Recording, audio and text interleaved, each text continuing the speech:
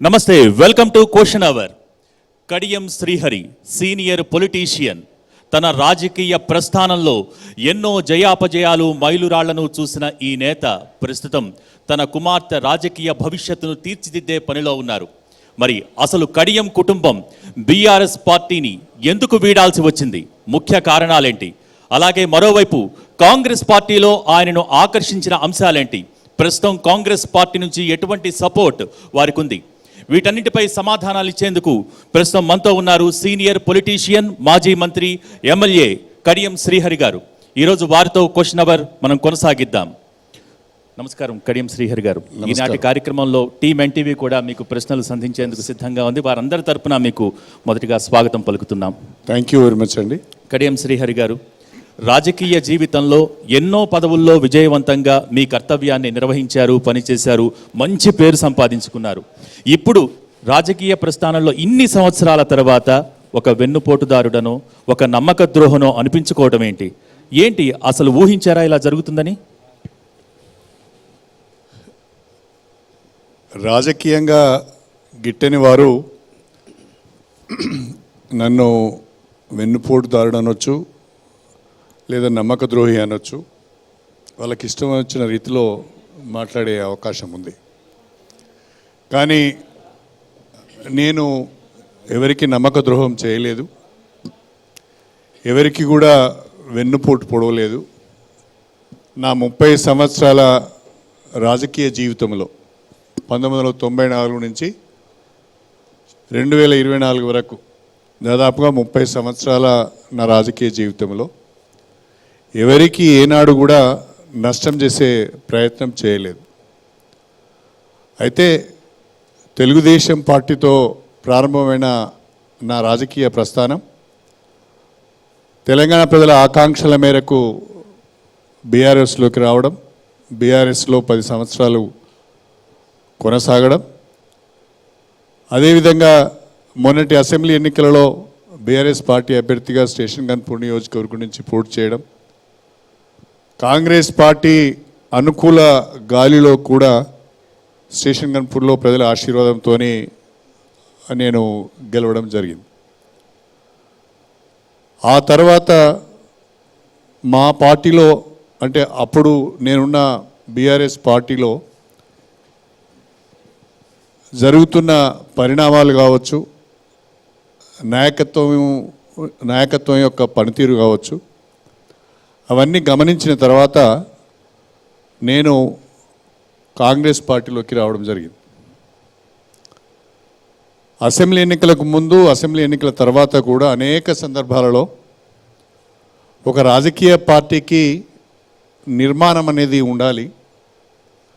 సంస్థాగత నిర్మాణం పైన అది ఎంత పటిష్టంగా ఉంటే అంత బాగా ఆ రాజకీయ పార్టీకి ఉనికి ఉంటుంది, చాలా రోజులు సర్వైవ్ అవ్వడానికి అవకాశం ఉంటుంది. కాబట్టి సంస్థాగత నిర్మాణం పైన దృష్టి పెట్టాలని అనేక సందర్భాలలో చెప్పాను. అంతేకాకుండా పార్టీలో కొంత అంతర్గత ప్రజాస్వామ్యం ఉండాలి, అందరి అభిప్రాయాలను కూడా పరిగణలోకి తీసుకోవాలి, అందరి అభిప్రాయాల మేరకు నిర్ణయాలు ఉండాలని కూడా అనేక సందర్భాలలో చెప్పాను. కానీ ఏనాడు కూడా నిర్మాణం పైన కానీ, అందరి అభిప్రాయాలను తీసుకునే విషయంలో కానీ నాయకత్వం నుంచి ఏ రకమైన కనీస స్పందన కానీ సానుకూలత కానీ లభించలేదు. మొన్నటికి మొన్న అసెంబ్లీ ఎన్నికలు అయిన తర్వాత బీఆర్ఎస్ పార్టీ లోక్సభ అభ్యర్థులను ప్రకటించే క్రమంలో మేమందరం కూడా కేసీఆర్ గారి దగ్గర కూర్చున్నప్పుడు అరూరు రమేష్ గారికి అవకాశం ఇవ్వాలని అడిగాను. కారణాలు ఏమైనా అరూరు రమేష్ గారు ముందుకు రాలేదు. మరుసటి రోజే, ఆ రోజు సాయంకాలమే ఆయన పార్టీ నుంచి వెళ్ళిపోవడం జరిగింది. ఆ తర్వాత సిట్టింగ్ ఎంపీ పస్నూరు దయాకర్ గారికి అవకాశం ఇవ్వాలని అడిగినప్పుడు కారణాలు ఏమైనా కేసీఆర్ గారు పస్నూరు దయాకర్ గారికి అవకాశం ఇవ్వడానికి సిద్ధంగా లేకుండే. ఆ పరిస్థితులలో అభ్యర్థులు ఎవరు లేని పరిస్థితుల్లో, ఎవరు ముందుకు రాని పరిస్థితులలో కేసీఆర్ గారు కావ్య గారిని అభ్యర్థిగా పెడదామని నాకు చెప్పినప్పుడు, నాకు టైం ఇవ్వండి, నేను ఆలోచించుకొని చెప్తా అని చెప్పాను. కానీ వారు టైం ఇవ్వకుండా అదే రోజు అప్పటికప్పుడే కడియం కావ్య పేరును ప్రకటించడం జరిగింది.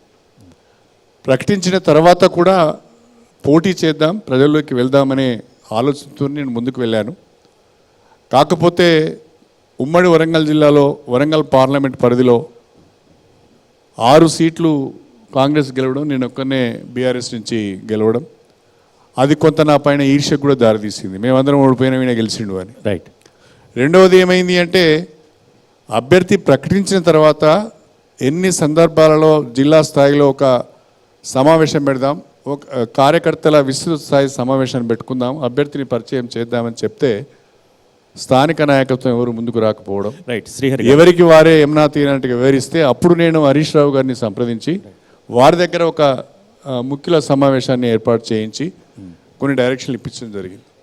కానీ ఆడ ఉన్న వాతావరణం చూసిన తర్వాత వాళ్ళు ఎవరు కూడా పెద్దగా మీదేసుకొని పనిచేయాలని కానీ, కావ్యాన్ని గెలిపించుకోవాలని కానీ, ఆ పట్టుదల కానీ, లేకుంటే పట్టుదల లేకున్నా కనీసం సిన్సియర్గా మనం సపోర్ట్ చేద్దామనే ఆలోచన కానీ లేకపోవడం వలన ఇదేదో అనవసరమైన ఎక్స్పెరిమెంట్ అవుతుందేమో, అనవసరంగా మనము దీంట్లో ఇన్వాల్వ్ అవుతున్నామేమో రైట్. శ్రీహరి అని అప్పుడు పోటీ నుంచి విరమించుకోవడం రైట్. జరిగింది. శ్రీహరి గారు జరిగింది మీరు చెప్పారు. రైట్. మొదటి ప్రశ్న చంద్రశేఖర్ గారు. శ్రీహరి గారు నమస్తే.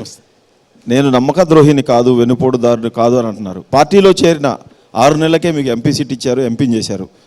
పార్టీలో చేరి ఎంపీగా గెలిచిన మీకు పిలిచి ఎమ్మెల్సీ ఇచ్చి డిప్యూటీ సీఎం చేశారు. మీకు ఎమ్మెల్యేని చేశారు. మీ కూతురికి ఎంపీ సీట్ ఇచ్చారు.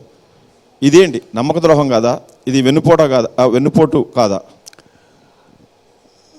వాస్తవంగా 2013లో నేను బీఆర్ఎస్ అప్పటి టీఆర్ఎస్ పార్టీలో చేరాను. నేను టీఆర్ఎస్ పార్టీలో చేరిన రోజున టీఆర్ఎస్ పార్టీ ఎన్నికలలో గెలుస్తుంది, అధికారంలోకి వస్తుందని కానీ, తెలంగాణ వస్తుందని కానీ, టీఆర్ఎస్ ఉంటుందా కాంగ్రెస్ పార్టీలో మెర్జ్ అవుతుందనే ఒక ఊహాగానాల మధ్యన నేను తెలంగాణ ప్రజల ఆకాంక్షలను గౌరవిస్తూ టీఆర్ఎస్లో చేరాను. నాకున్న ప్రజల్లో నాకున్న సానుకూలతను బట్టి నాకు ఎంపీ టికెట్ ఇచ్చారు. మీ అందరికీ కూడా ఒక విషయం చెప్పాలనుకుంటున్నాను. దాదాపుగా ఉమ్మడి ఆంధ్రప్రదేశ్లో 2014లో నాది సెకండ్ హయ్యెస్ట్ మెజారిటీ, 4 లక్షల మెజారిటీ వచ్చింది. నా పట్ల గుడ్ విల్ ఉంటేనే ఆ మెజారిటీ వస్తుంది తప్ప ప్రజలలో కాస్తో కూస్తో మంచి పేరు ఉంటేనే వస్తుంది. అందులో అది ఎస్సీ రిజర్వ్డ్ కాన్స్టిట్యున్సీ. నేను పెద్దగా ఖర్చు పెట్టింది కూడా ఏం లేదు. అయినా కూడా బ్రహ్మాండమైన మెజారిటీ నాకు వచ్చింది. ఒక్కొక్క నియోజకవర్గంలో ఉదాహరణకు స్టేషన్ గన్పూర్లో 90,000 మెజారిటీ వచ్చేది ఒక్క కాన్స్టిట్యున్సీలో. వర్ధనపేటలో 1 లక్ష మెజారిటీ వచ్చింది.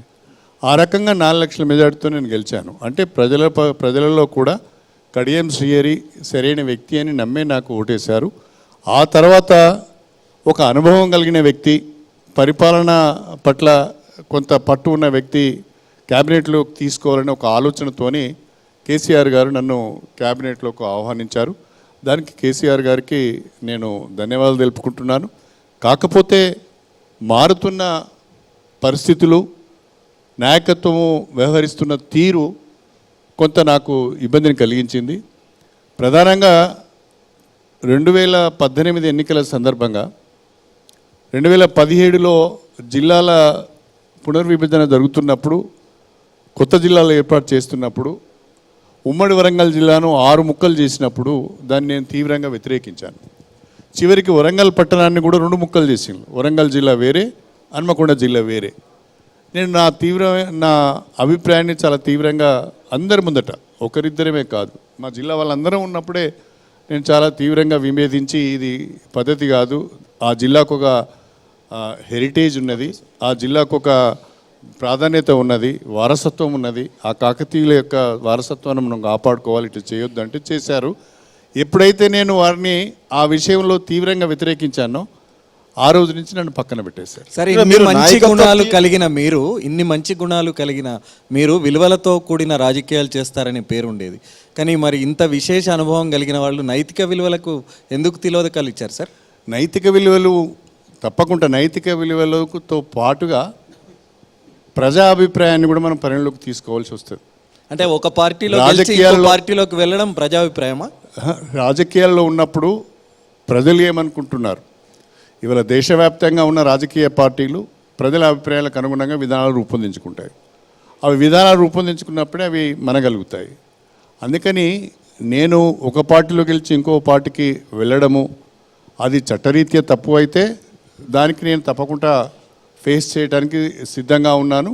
చట్టం ఏ నిర్ణయం తీసుకున్నా, చట్టం ఏ పని చేసినా దాన్ని నేను ఫేస్ చేయడానికి కూడా సిద్ధంగానే ఉన్నాను. అంటే కావ్య టికెట్ తీసుకొని లంచ్ కేసీఆర్ తోటి చేసి సాయంత్రానికి పార్టీ మార్చేశారు. అంటే ఇది నైతికత అంటారా? లంచ్ కేసీఆర్తో చేయలేదండి, లంచ్ కేసీఆర్తో చేయలేదు. కేసీఆర్ దగ్గరికి వెళ్ళిన మాట వాస్తవం. అదే రోజు కాదండి, అంతకు ముందు 3-4 రోజుల ముందు వెళ్ళాము, కలిసాము. కేసీఆర్ గారికి నేను స్పష్టంగా చెప్పానండి. ఏం చెప్పానంటే, ఒకటి, నా దగ్గర డబ్బులు లేవు. 2, జిల్లాలో పరిస్థితులు బాగలేవు. 3, ఎవరు సరిగా సహకరిస్తలేరు, ఆలోచించండి అని కూడా నేను చెప్పానండి. చెప్పిన తర్వాత లేదు లేదు ఏం కాదు అన్నీ నేను చూసుకుంటాను, మీరు పోటీలో ఉండండి, మీరు పోటీ చేయండి, అమ్మాయిని మనం కావాలనే పెట్టాం, రేపు మనకు అభ్యర్థులు కూడా మహిళలు కావాలి కాబట్టి అభ్యర్థిని పెట్టామని వారు చెప్పారు. దానిపైన నేను ముందుకు పోవాల్సి వచ్చింది. సార్, ఇప్పుడు నాయకత్వ లక్షణాలను తప్పుపడుతున్నారు కదా మీరు. 2005లో ఏడాది తిరక ముందే రాజయ్యను, డిప్యూటీ సీఎంగా ఉన్న రాజయ్యను తీసేసి ఎక్కడో ఢిల్లీలో ఎంపీగా ఉన్న మిమ్మల్ని తీసుకొచ్చి మీకు ఆ సీట్ ఇచ్చినప్పుడు కేసీఆర్ చేస్తున్నది తప్పు, ఇలా చేయకూడదు, ఇది పద్ధతి కాదు అని మీకు అనిపించడం కానీ, మీకు అనిపిస్తే కేసీఆర్కి చెప్పడం కానీ చేశారా? అది జరుగుతుందా అండి? అట్లా అలా చెప్తారా? మీరు వ్యవస్థే లేదన్నారు కాదు, కదా. అలా ఎవరైనా చెప్తారా? ఇప్పుడు వాస్తవంగా నేను ఎంపీగా వెళ్ళిపోయాను. నేను మళ్ళీ నాకు డిప్యూటీ సీఎం కావాలనో క్యాబినెట్లో నన్ను తీసుకోవాలనో నేను లాబింగ్ చేయలేదు. ఆ రకమైన వ్యక్తిని కూడా నేను కాదు. కారణాలు ఏమైనా వారు పిలిచారు, మీరు డిప్యూటీ సీఎంగా ఉండమన్నారు. రాజయ్యని ఎందుకు తొలగించారో ఇంతవరకు సీఎం గారు చెప్పలేదు, రాజయ్య గారు చెప్పలేదు. కాకపోతే రాజయ్య గారు నన్ను అనుమానపడుతున్నాడు, నాకు సంబంధం లేని ముచ్చటది. డిప్యూటీ సీఎం పదవి తీసుకోమన్నారు, పిలిచారు, ఇచ్చారు, తీసుకున్నారు. మీ అమ్మాయిని పిలిచారు, సీట్ ఇచ్చారు, అక్కడ గెలవదని తెలిసి వదిలేశారు. అంటే వాస్తవంగా కూడా ఆడున్న వాతావరణం గెలిచినా గెలవకున్నా పర్వాలేదు. జయాపజయాలనేటివి మన చేతిలో ఉండవు. ప్రజలు ఏ రకంగా తీర్పిస్తే ఆ తీర్పు కట్టుబడి ఉండవలసి వస్తుంది. కానీ ఉన్న వాళ్ళందరూ కూడా కలిసికట్టుగా పనిచేస్తే, అందరూ కూడా సహకరించే పరిస్థితి ఉంటే, వాతావరణం ఉంటే తప్పకుండా నేను కంటిన్యూ అయ్యేవాడిని. సిఆర్ గారు, ఆ పార్టీ మార్పు నిర్ణయం ప్రజాభిప్రాయానికి అనుగుణంగా జరిగిందన్న అభిప్రాయాన్ని మీరు వ్యక్తం చేస్తున్నారు. కానీ స్టేషన్ గన్పూర్ ప్రజలు అసెంబ్లీ ఎన్నికల్లో బీఆర్ఎస్ పార్టీ తరఫున మీకు ఓట్లేశారు, మిమ్మల్ని గెలిపించారు. అది ప్రజలు ఇచ్చిన అభిప్రాయం అది కదా, నిర్ణయం అది కదా. మీరు కాంగ్రెస్లోకి మారడాన్ని ఎట్లా సమర్థించుకుంటారు? కాంగ్రెస్ పార్టీకి మారటానికి 2-3 కారణాలు ఉన్నాయండి. ఒకటి, నేను ప్రధానంగా ఆలోచించింది, జాతీయ స్థాయిలో భారతీయ జనతా పార్టీ దూకుడును పెంచింది. భారతీయ జనతా పార్టీ, నరేంద్ర మోడీ ప్రభుత్వం ఈ 10 సంవత్సరాల కాలంలో బడుగు బలహీన వర్గాల పట్ల, పేద వర్గాల పట్ల చాలా నిర్లక్ష్యంగా వ్యవహరిస్తున్నది. దళితులకు కానీ, ముస్లింలకు కానీ, క్రిస్టియన్స్కి కానీ, మహిళలకు కానీ, ఆ మాటకొస్తే ఓబీసీలకు కానీ ప్రత్యేకంగా ఒక పథకాన్ని రూపొందించి అమలు చేద్దామనే ఆలోచన నరేంద్ర మోడీ ప్రభుత్వానికి లేదు, చేయలేదు. రాబోయే రోజుల్లో కూడా వాళ్ళు మాట్లాడుతున్న తీరు ఎట్లా ఉంది అంటే, 3వసారి నరేంద్ర మోడీ గారు వస్తారు, నరేంద్ర మోడీ గారు కనుక వచ్చినట్లయితే రాజ్యాంగాన్ని మారుస్తాం, లౌకికవాదాన్ని తీసేస్తాం, అవసరమైతే రిజర్వేషన్లను కూడా ఎత్తివేస్తాం. రిజర్వేషన్లు ఆల్రెడీ ఎత్తివేస్తున్నారు ఇండైరెక్ట్గా. డిస్ఇన్వెస్ట్మెంట్ పేరు మీద, ప్రైవేటైజేషన్ పేరు మీద, ఒక మాటలో చెప్పాలంటే ఇండైరెక్ట్గా రిజర్వేషన్లు ఎత్తివేస్తున్నారు, పోతున్నాయి ఉద్యోగాలన్నీ.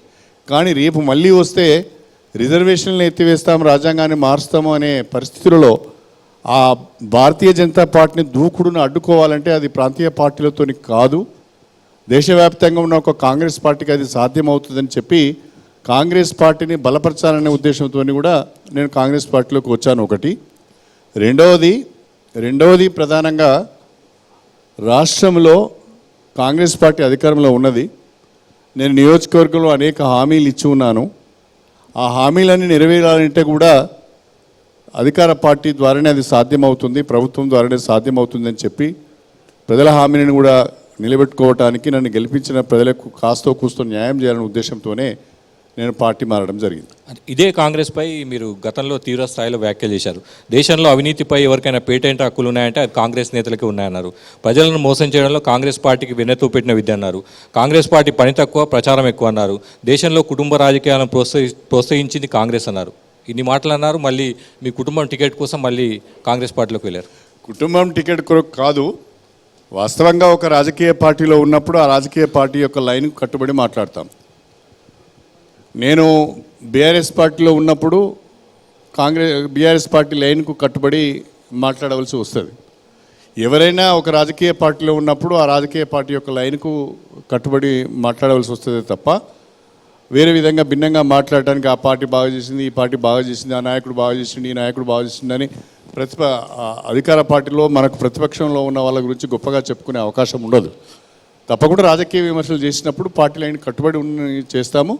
ఆ విమర్శలో భాగంగానే కాంగ్రెస్ పార్టీ పైన విమర్శలు చేయాలి. బీజేపీ మళ్ళీ గెలిస్తే రాజ్యాంగాన్ని మార్చేస్తుందని మీరు చెప్తా ఉన్నారు. అందుకోసమే కాంగ్రెస్ పార్టీలోకి చేరి దాన్ని అడ్డుకుంటాననే కదా మీ భావం. కానీ మీ మొన్నటి నాయకుడు చంద్రశేఖరరావు ప్రగతి భవన్లో కూర్చొని ఇదేం రాజ్యాంగం, ఈ రాజ్యాంగాన్ని మార్చాలి, నేను ఆన్ రికార్డు మాట్లాడుతున్నానని 3 ఏళ్ల క్రితం చెప్పాడు. అప్పుడు కడియం శ్రీహరి ఎందుకు ఆయన్ని తప్పుపట్టలేదు? చాలా చాలా చక్కటి ప్రశ్న అడిగింది మీరు చంద్రశేఖర్. నేను ఈ విషయాన్ని కుండ బద్దలు కొట్టినట్టు మాట్లాడాను. అదే రోజు నన్ను పిలిచి నన్నే ప్రెస్ మీట్ పెట్టమన్నారు. అది కూడా చెప్పాలి మీకు. నేనే ప్రెస్ మీట్ పెట్టినా. రాజ్యాంగాన్ని మార్చడం లేదు అని చెప్పి మళ్ళీ నేనే ప్రెస్ మీట్ పెట్టవలసి వచ్చింది. ఆ రోజు చాలా స్పష్టంగా చెప్పాం, ఇది తప్పుడు సంకేతం వెళ్తున్నది, ఇది కరెక్ట్ కాదని చెప్పి నేనే వెళ్ళి ప్రెస్ మీట్ పెట్టి రాజ్యాంగంలో అనేక అమెండ్మెంట్స్ వచ్చినాయి. రేపు రాబోయే రోజుల్లో ప్రజల అవసరాలకు అనుగుణంగా అమెండ్మెంట్స్ తీసుకొస్తే అవసరం ఉంటే తీసుకొస్తామని చెప్పాము. రాజ్యాంగం మార్చమని చెప్పడం జరిగింది. అంటే దాన్ని సరి చేసే ప్రయత్నం డ్యామేజ్ కంట్రోల్ చేశారా? సరి చేసే ప్రయత్నం చేశాను నేను. డ్యామేజ్ కంట్రోల్ శ్రీహరి గారు, ఇప్పుడు మీరు చెప్పారు ప్రజాభిప్రాయంకు అనుగుణంగా నిర్ణయాలు మార్చుకోవాల్సి వస్తుందని చెప్తున్నారు. మీరు తెలుగుదేశం పార్టీ నుంచి జర్నీ మొదలు పెడితే ఇప్పుడు కాంగ్రెస్లో చేరే వరకు కూడా ప్రజాభిప్రాయం కన్నా మీ వ్యక్తిగత అవసరాలు, మీ రాజకీయ ప్రయోజనాలే ఎక్కువ కనిపిస్తున్నాయని, తెలుగుదేశం పార్టీ నిట్ట నిలువున చీలిపోవడానికి కారణం ఆ రోజు కడియం శ్రీహరి పైన సస్పెన్షన్ వేటు వేయడం, ఆ రోజు ఎన్టీఆర్ ఒకవైపు, చంద్రబాబు నాయుడు ఒకవైపు ఉండడానికి కారణం. ఈరోజు బీఆర్ఎస్ పార్టీ కష్టాల్లో ఉన్నప్పుడు కేసీఆర్ని చాలామంది మోసం చేశారు, చాలా రకాలుగా మోసం చేశారు. కానీ కడియం శ్రీహరి లాంటి వ్యక్తి మోసం చేయడాన్ని నేను చూడలేదు అని కేటీఆర్ కూడా అన్నారు. మీ టోటల్ పొలిటికల్ జర్నీ అంతా మీ వ్యక్తిగత అవసరాలకు, మీ రాజకీయ ప్రయోజనాల కోసం ఉన్నదంటే ఏం చెప్తారు? పూర్తిగా తప్పు అండి. ఇది పార్టీ మారిన వాళ్ళలో నేను మొదటి వాడిని కాదు, పార్టీ మారిన వాళ్ళలో నేను చివరి వాడిని కూడా కాదు. దేశవ్యాప్తంగా అనేక మంది పార్టీలు మారుతున్నారు. ఆ మాటకు వస్తే సాయంకాలం వరకు ఉన్న ప్రభుత్వం తెల్లవారి వరకు బోర్డే తిప్పేసే సంఘటనలు కూడా అనేక మనం చూసాం. అందరిలాగానే కడియం శ్రీహరి వినండి చూసాం. కాబట్టి కడియం శ్రీహరి ఒక్కడే ఏదో తప్పు చేశాడు అనే విధంగా మీడియాలో ప్రచారం జరుగుతున్నది, సోషల్ మీడియాలో కూడా ప్రచారం జరుగుతున్నది. తెలంగాణ రాష్ట్రంలో నాతో పాటు అనేక మంది పార్టీలు మారిళ్ళు. వాళ్ళ గురించి ఎవరు మాట్లాడడం లేదు. కాన్సన్ట్రేషన్ అంతా కడియం శ్రీహరి మీదనే పెట్టి మాట్లాడుతున్నారు. కానీ ఒక విలువలున్న వ్యక్తిగా కడియం శ్రీహరి గారిని ఉమ్మడి ఆంధ్రప్రదేశ్లో, తెలంగాణలో కూడా అదే విధంగా చూస్తారు కదా. నేను ఇప్పటికి కూడా ఒక మాట ఎన్టీవీ సాక్షిగా, మీ అందరి సాక్షిగా చెప్పాలనుకుంటున్నాను. నా 30 ఏళ్ళ రాజకీయ జీవితంలో నేను ఎలాంటి భూ కబ్జాలకు పాల్పడలేదు, నేను ఏ రకమైన కాంట్రాక్ట్లు తీసుకోలేదు, నేను ఏ రకమైన వ్యాపారాలు చేయలేదు. ఎన్టీవీ ఒక పేరున్న ఛానల్. మీరు కూడా స్వతంత్రంగా ఇన్వెస్టిగేషన్ చేసి నేను ఎక్కడన్నా ఏ విషయంలోనైనా తప్పు చేసినట్టుగా మీ దృష్టికి వస్తే మీరు దాన్ని బయట పెట్టవచ్చు, దాన్ని సమాధానం చెప్పడానికి మీరు పార్టీలు మారేటప్పుడు నాకు తెలిసి స్టేషన్ గన్పూర్ వేదికగా మీరు తెలుగుదేశం పార్టీలో ఉండి నా కాలి గోటికి కూడా సరిపోరని ఒకసారి కేసీఆర్ ఫ్యామిలీని ఉద్దేశించి మాట్లాడారు. ఆ తర్వాత అదే పార్టీలో అనివార్యంగా చేరవలసి వచ్చిందని చెప్పారు. ఆ తర్వాత అనివార్యంగా కాదు, తెలంగాణ ప్రజల ఆకాంక్షలను గౌరవించాలి. ప్రజలందరూ తెలంగాణ కొరకు ఉద్యమం చేస్తున్న క్రమంలో తెలంగాణ బిడ్డగా మనం ఇంకో పార్టీలో ఉండడం సరైనది కాదని మాత్రమే చేరాను తప్ప అనివార్యంగా కాదు, చేరాలనే చేరాడు. కడియం శ్రీహరి గారు, వరంగల్లో జరుగుతున్నటువంటి పార్లమెంట్ ఎన్నికల ప్రచారంలో కడియం కావ్య కంటే కడియం శ్రీహరి చుట్టే విమర్శలు వస్తున్నాయి. కడియం శ్రీహరి మాదిగ కాదని ఒకరు, కడియం శ్రీహరి పద్మశాలి అని ఒకరు, కడియం కావ్య భర్త ముస్లిం అని ఒకరు. ఇంతకీ కడియం శ్రీహరి ఏంటి, కడియం కావ్య ఏంటి? అవగాహన లేని వాళ్ళు చేసే ఆరోపణలను మీరు ప్రశ్న రూపంలో నా ముందు పెట్టారు. 72 సంవత్సరాలు నాకు 72 సంవత్సరాలుగా దాదాపుగా నా విద్యాభ్యాసం నుండి నా రాజకీయ రంగం వరకు మధ్యలో ఉద్యోగం చేసిన క్రమంలో కూడా నేను ఎస్సీ సర్టిఫికెట్ను ఉపయోగించుకుంటూనే వస్తున్నాను. దాదాపుగా 4 సార్లు ఎమ్మెల్యే అయ్యాను, ఒకసారి ఎంపీ అయ్యాను, 2 సార్లు ఎమ్మెల్సీ అయ్యాను. ప్రతిసారి కూడా అదే రిజర్వేషన్లో వచ్చాను. ఈ మాట్లాడే వాళ్ళు ఎక్కడో దగ్గర నన్ను ఛాలెంజ్ చేయొచ్చు కదా, నా క్యాస్ట్ను ఛాలెంజ్ చేయొచ్చు కదా. 72 సంవత్సరాలు వచ్చిన తర్వాత కూడా నా క్యాస్ట్ గురించి మాట్లాడుతున్నానంటే వాళ్ళను మూర్ఖులు అనుకోవాలనా, లేకుంటే తెలివిలేని సన్నాసులు అనుకోవాలనా, లేకుంటే విధవలు అనుకోవాలనా? I'm sorry to use this word. ఎందుకంటే ఐఎమ్ 72 నౌ. నేను నిన్న మొన్న రాజకీయాలకు రాలేదు, నిన్న మొన్న పుట్టి ఇప్పుడే ఉద్యోగానికి రాలేదు, నిన్న మొన్న రాజకీయాలకు వచ్చి ఇప్పుడే పోటీ చేయడం లేదు. నేను ఇప్పటికి ఈవెన్ నౌ సమయం మించిపోయింది లేదు. కావ్య పోటీ చేస్తున్నది, కావ్య కాంగ్రెస్ పార్టీ అభ్యర్థిగా రేపు నామినేషన్ వేస్తున్నది. మీ దగ్గర ఉన్న సమాచారం ఉంటే రిటర్నింగ్ ఆఫీసర్ ముందర పెట్టండి, ఆమెను డిస్క్వాలిఫై చేయండి, ఆమెకు పోటీ చేయడానికి అర్హత లేదని చెప్పండి. కానీ నేను ఒకటి చెప్పదలుచుకున్నాను, చాలా స్పష్టంగా సుప్రీంకోర్టు తీర్పు ఉన్నది, తండ్రి కులమే బిడ్డకు వస్తుంది అని. రెండవది, మతం మారినంత మాత్రాన కులం మారదు అని చెప్పి 2017లో సుప్రీంకోర్టు 5 జడ్జెస్ బెంచ్ ధర్మాసనం ఇచ్చిన జడ్జిమెంట్ ఉన్నది. మూడవది, స్పెషల్ మ్యారేజ్ యాక్ట్ అని ఒకటి ఉన్నది. అంటే ప్రజల కొరకు చెప్తున్నాను, స్పెషల్ మ్యారేజ్ యాక్ట్ అని ఒకటి ఉన్నది. ఈవెన్ ఇంటర్ రిలీజియస్ మ్యారేజ్ చేసుకున్నా స్పెషల్ మ్యారేజ్ యాక్ట్ కింద రిజిస్ట్రేషన్ చేసుకుంటే ఎవరి మతాన్ని వాళ్ళు పాటించవచ్చు. నా బిడ్డ కూడా స్పెషల్ మ్యారేజ్ యాక్ట్ కింద వాళ్ళ పెళ్ళిని రిజిస్ట్రేషన్ చేసుకున్నారు. సుప్రీంకోర్టు తీర్పు ఉంది. రెండవది, తండ్రి కులమే పిల్లలకు వర్తిస్తుంది అనేది స్పష్టంగా ఉన్నది. స్పెషల్ మ్యారేజ్ యాక్ట్ ఉన్నది. ఇవన్నిటిని దృష్టిలో పెట్టుకొని ఆలోచించాలని నేను కోరుతున్నా. ఎవరో అడిగిన దాన్ని కావాలని ఛానల్స్లో పెడుతున్నారు, సోషల్ మీడియాలో పెడుతున్నారు. నేను ఛానల్స్ని కానీ సోషల్ మీడియాని కానీ మీడియా ప్రతినిధులను కానీ నేను విజ్ఞప్తి చేసేది ఏంటంటే, మీరు తెలుసుకొని ప్రచారం చేయండి, కానీ ఇప్పటి వరకు ప్రత్యర్థులే మాట్లాడారు. ఇప్పటి వరకు మీ కులం గురించి మీరు బాధపడుతున్నారు, ఆ ఆవేదన చాలాసార్లు వెలుబుచ్చారు. మీ ప్రత్యర్థులు అంటే మీకు వ్యతిరేకంగా ఉన్న వాళ్ళు మాట్లాడుతున్నారు. ఇప్పుడు మందకృష్ణ మాదిగ తొలిసారిగా మీ గురించి తీవ్ర స్థాయిలో మాట్లాడుతున్నారు. ఆయన మాదిగ అనుకొని మేము సపోర్ట్ చేశాము, మాదిగ ఉపకులం అని సపోర్ట్ చేశాము. కానీ ఆయన ఇప్పుడు దయాకర్ అవకాశాన్ని కొట్టేశాడు, దయాకర్ అవకాశాన్ని టీఆర్ఎస్లో కొట్టేశాడు. కాంగ్రెస్లోకి వస్తే దయాకర్ కాంగ్రెస్ సీట్ వస్తుంది అనుకుంటే మళ్ళీ కాంగ్రెస్లోకి వచ్చి కాంగ్రెస్లోనూ కొట్టేశాడు.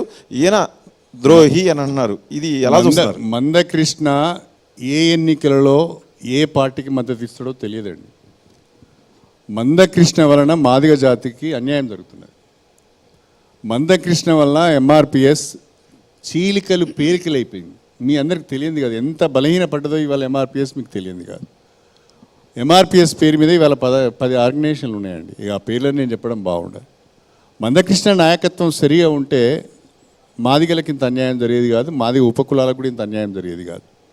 అన్నిటికంటే మించి నేను మందకృష్ణని అడుగుతున్నా, దేశవ్యాప్తంగా దళితులపైన దాడులు జరుగుతున్నాయి, దేశవ్యాప్తంగా దళిత మహిళలపైన అత్యాచారాలు జరుగుతున్నాయి, దేశవ్యాప్తంగా దళిత మహిళలు మానభంగాలకు గురవుతున్నారు. అన్నిటికంటే మిక్కిలి మణిపూర్లో క్రిస్టియన్ చర్చెస్ మీద దాడులు చేసి వందలాది చర్చ్లను కూలగొట్టి వేలాది మందిని రోడ్ల పాలు చేసి మహిళలను నేకెడ్గా రోడ్లపైన పరేడ్ చేపించి లక్షలాది మందిని నిరాశ్రయాలను చేస్తే బీజేపీకి సంబంధించిన ప్రధానమంత్రి గారు మణిపూర్కు వెళ్ళరు. అంటే అది మణిపూర్ మన భారతదేశంలో లేదా, లేకుంటే అక్కడ ఉన్నదంతా దళిత క్రిస్టియన్స్ అండి. మేజర్గా అక్కడ ఉన్నదంతా కూడా దళిత క్రిస్టియన్స్, అక్కడ ఉన్నదంతా కూడా దళిత క్రిస్టియన్స్.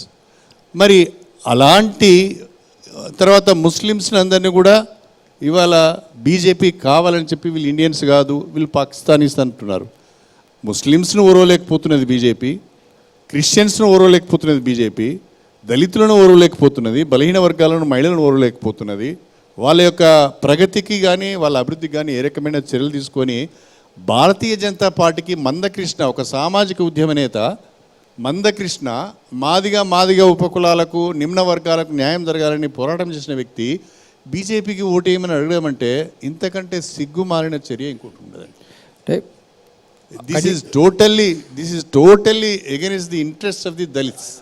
కడియం శ్రీ ఆయన గారు లక్ష్యం- మందకృష్ణ మాదికతో పాటు 30 సంవత్సరాలు మీరు ప్రయాణం చేశారు, అన్ని పార్టీలు ఉన్నప్పుడు ఆయన సపోర్ట్ చేశారు. అంతేకాకుండా బహిరంగ ఆయన సపోర్ట్ చేస్తూ చాలాసార్లు మీరు చెప్పారు. ఈసారి మిమ్మల్ని క్వశ్చన్ చేసిన నేపథ్యంలో మీరు ఇంత తీవ్రస్థాయిలో మంచి విరుచుకపడుతుంది, దీన్ని ఎట్లా చెప్పాలి? మందకృష్ణ దళిత జాతుల నుంచి ఎదిగిన ఏ ఒక్క నాయకుడిని కూడా ఎదగనీయడండి. దళిత జాతికి నేనే నాయకుడిని, మాదిగ ఉపకులాలకు నేనే నాయకుడిని అని చెప్పుకుంటాడు. ఆయన బారిన పడని దళిత మంత్రి కానీ దళిత నాయకుడు కానీ లేడండి. అలాంటి లక్షణాలే కడియం శ్రీహరికి వచ్చాయి సార్. కడియం శ్రీహరి నీడనో ఎవరు పెరగరు అని. అందరినీ కూడా అనేక సందర్భాలలో ఎవరు మంత్రిగా ఉంటే వాళ్ళు వెంటబడ్డాడండి.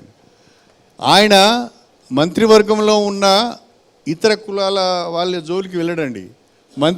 మంత్రివర్గంలో ఉన్న దళితులను వేటాడుతూ అంటాడు ఆయన. ఇది మీరు అందరూ చూసిండ్రు. ఇది నేను కొత్తగా చెప్పవలసింది ఏం లేదు. కారణం ఏంటో ఆయనకే తెలియాలి. వాస్తవంగా దళితుడై ఉండి దళితునికి మద్దతు తెలిపే విధంగా ఉండాలి, దళిత జాతికి ఉపయోగపడే విధంగా ఆయన నిర్ణయాలు ఉండాలి. కానీ ఏనాడు ఆయన నిర్ణయాలు ఆ రకంగా కడియం శ్రీహరి కూడా అలాంటి స్వభావాన్ని పునికిపచ్చుకున్నారా సార్? మీ కింద ఎవరు మీ నీడలో ఎవరు ఎదగరు? చాలా తప్పండి. మీరు 2-3 నాయకుల్ని ఎదగనీయకుండా చేశారని ఒక మాట ఆరోపణలకు చెప్తానండి. వాస్తవం. ఇప్పుడు అవకాశాలు అందరికి వచ్చాయండి. నాకు అవకాశం వచ్చింది, రాజయ్య గారికి అవకాశం వచ్చింది, అరూరు రమేష్ గారికి అవకాశం వచ్చింది, పస్నూరు దయాకర్ గారికి కూడా అవకాశం వచ్చింది. అవకాశాలను ఎవరైతే సద్వినియోగం చేసుకున్నారో, ఆ వచ్చిన అవకాశాలు ప్రజలకు ఎవరైతే ఉపయోగించుకున్నారో వారు సర్వైవ్ అయ్యిందండి. ఇప్పుడు వాళ్ళు తప్పు పనులు చేసి, ఇప్పుడు ఉదాహరణ వర్ధనపేటలో మొన్న అరూరు రమేష్ గారు పోటీ చేశారు, 2 సార్లు ఎమ్మెల్యేగా ఉన్నారు. మొన్న పోటీ చేసినప్పుడు ఆయన ఓడిపోయారు. ఆ ఓటమికి ఎవరు కారకులు అవుతారండి? ప్రజలు ఇచ్చిన తీర్పు అది. కారణం ఎందుకు ఓడిపోయాడు ఆయన? ఆ నియోజకవర్గంలో రియల్ ఎస్టేట్ చేశాడు.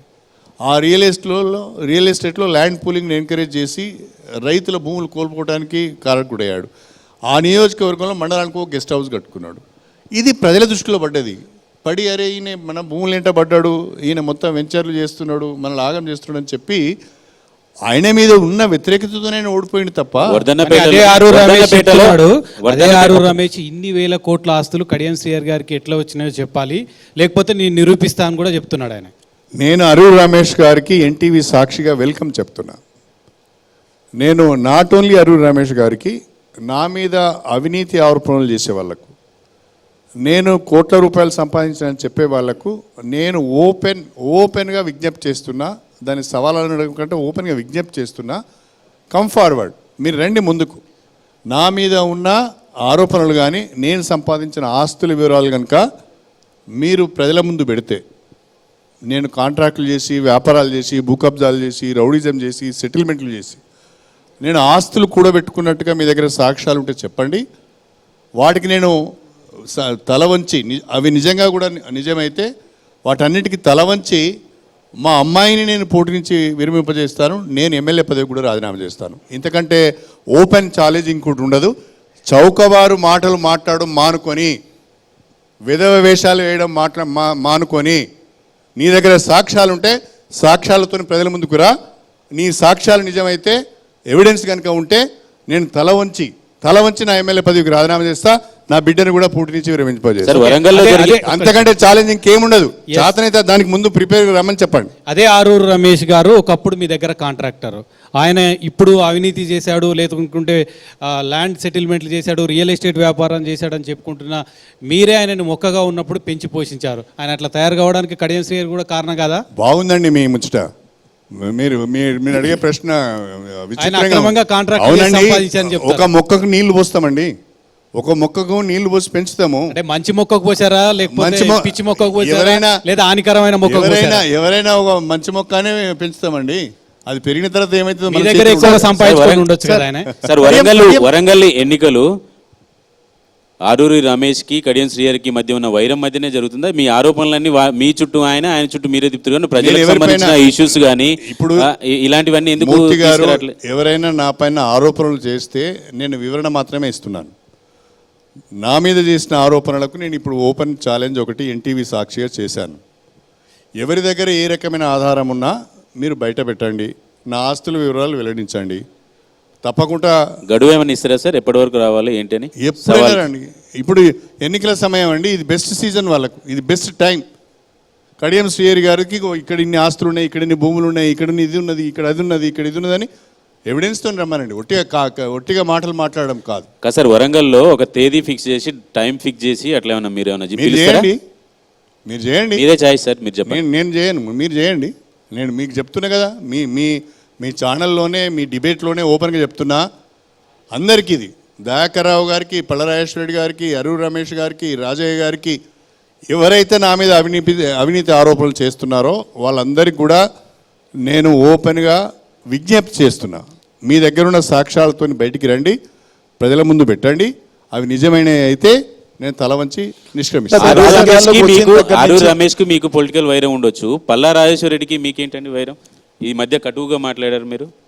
పల్లా రాజేశ్వర రెడ్డి నా మీద కటువుగా మాట్లాడుతున్నానండి. పల్లా రాజేశ్వర రెడ్డి గారు, దయాకర్రావు గారు ఇరువురు కూడా చాలా కటువుగా మాట్లాడుతున్నారు. పల్లా రాజేశ్వర రెడ్డి గారు ప్రభుత్వాన్ని అడ్డం పెట్టుకుని యూనివర్సిటీ తెచ్చుకున్నాడు. పల్లా రాజేశ్వర రెడ్డి గారు ప్రభుత్వాన్ని అడ్డం పెట్టుకొని మెడికల్ కాలేజ్ తెచ్చుకున్నాడు. పల్లా రాజేశ్వర రెడ్డి గారు ప్రభుత్వాన్ని అడ్డం పెట్టుకొని మన ఊరు మన బడిలో కాంట్రాక్టులు తీసుకున్నాడు. పల్లా రాజేశ్వర రెడ్డి గారు ఇరిగేషన్ కాంట్రాక్టులు తీసుకున్నాడు. నేను అడుగుతున్నాను పల్లా రాజేశ్వర రెడ్డి గారిని, ఒక్క 10 కోట్ల రూపాయల కాంట్రాక్ట్ నేను తీసుకున్నానని చెప్పండి. అదేవిధంగా ఎర్రబెల్లి దయాకర్రావు గారు ప్రభుత్వాన్ని అడ్డం పెట్టుకొని బ్రహ్మాండంగా ఇరిగేషన్ కాంట్రాక్ట్ తెచ్చుకున్నారు. పోనీ దయాకర్రావు గారి లెక్క, పల్లా రాజేశ్వర రెడ్డి గారి లెక్క నేనేమైనా కాంట్రాక్టులు తీసుకుంటే ఓ 10 కోట్లో, 20 కోట్లో, 50 కోట్లో పనులు చేసుకుంటే మీరు చెప్పండి, పలానా దగ్గర మీరు కూడా చేశారని నాకు చెప్పండి సార్, నేను దానికి సమాధానం చెప్తాను. సార్, కడియం శ్రీహరికి కేసీఆర్తో చెడిందా, కేటీఆర్తో చెడిందా? వర్కింగ్ ప్రెసిడెంట్గా ఉన్నటువంటి కేటీఆర్కి కనీస అభిప్రాయాలను చెప్పడానికి కూడా వీలైనటువంటి పరిస్థితి ఉంది. ప్రతిపక్షంలోకి వచ్చినా కానీ బీఆర్ఎస్ పార్టీలో ఉన్నటువంటి ఎమ్మెల్యేల యొక్క అభిప్రాయాన్ని కానీ, ప్రజాభిప్రాయాన్ని కానీ ధైర్యంగా అక్కడ చెప్పలేకపోవడంలో విఫలమయ్యి మీరు పార్టీ మారారు సార్. అక్కడ చెప్పే అవకాశం లేదండి, ఆ వాతావరణం లేదు. పార్టీ నాయకత్వం దగ్గర మనస్సు విప్పి మాట్లాడుకునే ఒక మంచి వాతావరణం ఏనాడు లేదండి. అక్కడ బయటకు వచ్చి కేటీఆర్ గారికో హరీష్ రావు గారికో చెప్పుకుంటే వాళ్ళకు కూడా లిమిటేషన్స్ అండి. వాళ్ళు కూడా అన్ని విషయాలు అక్కడికి పోయి చెప్పే పరిస్థితి లేదు. ఆ సిచ్యువేషన్లో చాలా చిన్న ఒక ఉదాహరణ అండి, మనం పార్టీ నిర్మాణం చేద్దాము అని అంటే కేసీఆర్ గారు నాతో ఏమనేదంటే, ఈ నిర్మాణం ఏంటండి, మనం ఎన్నికలప్పుడు ఇట్లా గాలి క్రియేట్ చేయాలి, ఆ గాలిని పోగు చేయాలి, గెలవాలి అని అనేది. అని మాయావతి గారికి నిర్మాణమే లేదు అని చెప్పేది. అంటే నేనన్నా మాయావతి గారి ఆమెది ఫెయిల్యూర్ స్టోరీ అండి. మాయావతిని ఎందుకు ఎగ్జాంపుల్ తీసుకుంటున్నారు మీరు? మాయావతి ఒకప్పుడు ఇట్లా వచ్చింది, మళ్ళీ వెళ్ళిపోయింది, ఆమెది ఫెయిల్యూర్ స్టోరీ. ఆమె నిర్మాణం లేకనే అట్లా అయింది. మీరు కావాలంటే ఇంకా వేరే సక్సెస్ఫుల్ స్టోరీ తీసుకోండి, డిఎంకే స్టోరీ తీసుకోండి, లేకుంటే టీడీపీ ఏమాట కామంటే టీడీపీ స్టోరీ తీసుకోండి. ఆ నిర్మాణం మీద ఆధారపడే కదా ఇవాళ టీడీపీ సర్వైవ్ అవుతుంది, డిఎంకే సర్వైవ్ అవుతుంది. ఆ రకంగా మీరు సక్సెస్ స్టోరీ తీసుకోండి, కానీ నెగిటివ్ స్టోరీ లేదు. మీరేమో ఇలా అంటున్నారు, వారేమో ఎల్లుండి నుంచి ప్రజల్లోకి వస్తున్నారు, ఆ తర్వాత పాత ఉద్యమ నాయకుడిని చూస్తారు, కేసీఆర్ని పాత ఉద్యమ నాయకుడి హోదాలో చూస్తారు, మొత్తం రిపీట్ అవుతుంది. సంతోషం, చూడాలని కూడా అనుకుంటున్నాం. కేసీఆర్ గారు ప్రజల్లోకి రావాలనుకుంటున్నాం, కేసీఆర్ను ప్రజలు చూడాలనుకుంటున్నాం. ప్రజలు ఏం తీర్పు ఇస్తారో కూడా అది కూడా చూద్దాం. సార్, బీఆర్ఎస్లో మీరు ఉన్నప్పుడు కాంగ్రెస్ ప్రభుత్వాన్ని కూల్చే ప్రయత్నం ఏమైనా జరిగిందా? లేదండి, అసలు అట్లాంటి ఆలోచన దానికి మీరే కదా. ఇప్పుడు కేసీఆర్ మాత్రం ఈ కాంగ్రెస్ ప్రభుత్వం కూలిపోతుందని చెప్తున్నాడు. అవన్నీ రాజకీయంగా మాట్లాడే మాటలు తప్ప దాని వెనుక ఏమీ పసలేదు. కానీ ముందు మీరే స్టేషన్ కాన్పూర్ వేదికగా కాంగ్రెస్ ప్రభుత్వం కూలిపోతుంది త్వరలో అని మీరే ముందు ప్రకటించారు. కేసీఆర్, కేటీఆర్ నేను అన్న మాట వేరండి. నేను అన్న మాట ఏంటి అంటే, కాంగ్రెస్ పార్టీకి బొటాబొటి మెజారిటీ వచ్చింది. నా వర్డింగ్ చూడండి, కాంగ్రెస్ పార్టీకి బొటాబొటి మెజారిటీ వచ్చింది. కాంగ్రెస్ పార్టీలో కుమ్ములాటలు ఎక్కువగా ఉంటాయి కాబట్టి వాళ్ళు కలిసి ఉంటే ఆ ప్రభుత్వం నిలబడుతుంది, లేకుంటే ఇబ్బంది అవుతుంది అని చెప్పాను నేను. మరి అది తెలిసే కాంగ్రెస్ పార్టీలో జాయిన్ అయ్యారా? అది తెలిసి అంటే కాంగ్రెస్ పార్టీలో కొట్లాటలు ఉంటాయి, కాంగ్రెస్ పార్టీలో గ్రూపులు ఉంటాయి, కాంగ్రెస్ పార్టీలో ఒకరికొకరికి పడదు, ప్రభుత్వం కూలిపోతుందని నేను ప్రధానంగా కాంగ్రెస్ పార్టీలో చేరటానికి ఒకటి బీజేపీ దూకుడును అడ్డుకోవాలని, నాతో ఆయన మేరకు నాకు పెద్ద శక్తి ఉన్నది నేను అడ్డుకుంటానని చెప్పడం లేదు. నాతో ఆయన మేరకు బీజేపీ దూకుడును అడ్డుకోవాలి, దళితులకు రక్షణగా నిలబడాలనేది. రెండవది నా నియోజకవర్గాన్ని అభివృద్ధి చేసుకోవాలి. మీరు ఎమ్మెల్యే పదవికి రాజీనామా చేసి కాంగ్రెస్లో చేరి ఉంటే బాగుండేదేమో సరే, ఈ విమర్శలన్నీ వచ్చేవి కావేమో. తప్పకుండా మీరు అనేది సూచన కరెక్ట్గా ఉంది, మీరు చెప్పేది కూడా కరెక్ట్గా ఉంది. అది సరైన చట్టము ప్రకారం ఏం నిర్ణయం తీసుకోవాలో ఆ నిర్ణయం నేను దానికి తీసుకుంటా. చట్టం ఏంటి సార్? రాజీనామాకు చట్టం అవసరం లేదు. అంటే చట్టాన్ని కూడా చూడాలి కదా, చట్టం ఏం చెప్తున్నదో కూడా చూడాలి కదా. సార్, మీరు బీఆర్ఎస్ పార్టీలో ఉన్నప్పుడు అక్కడ ఉన్న నేతల్ని పస్నూరు దయాకర్ కావచ్చు, ఆరూరు రమేష్ని మీరే కావాలని బయటికి పంపించి ఇక ఆ తర్వాత మీరు పార్టీ మారారు. అంటే బీఆర్ఎస్ నుంచి మీకు పోటీ ఉండకూడదని తెలుసుకున్న తర్వాత ఇక అక్కడ ఏం లేదని చెప్పిన తర్వాత మీరు బయటికి వెళ్ళి పోటీ లేకుండా బీఆర్ఎస్ నుంచి పోటీ లేకుండా చేసుకుందామని ముందస్తు ప్లాన్ వేసే వాళ్ళని బయటికి పంపించారు. ఆ తర్వాత మీరు పార్టీ మారారనేది కూడా జరుగుతుంది.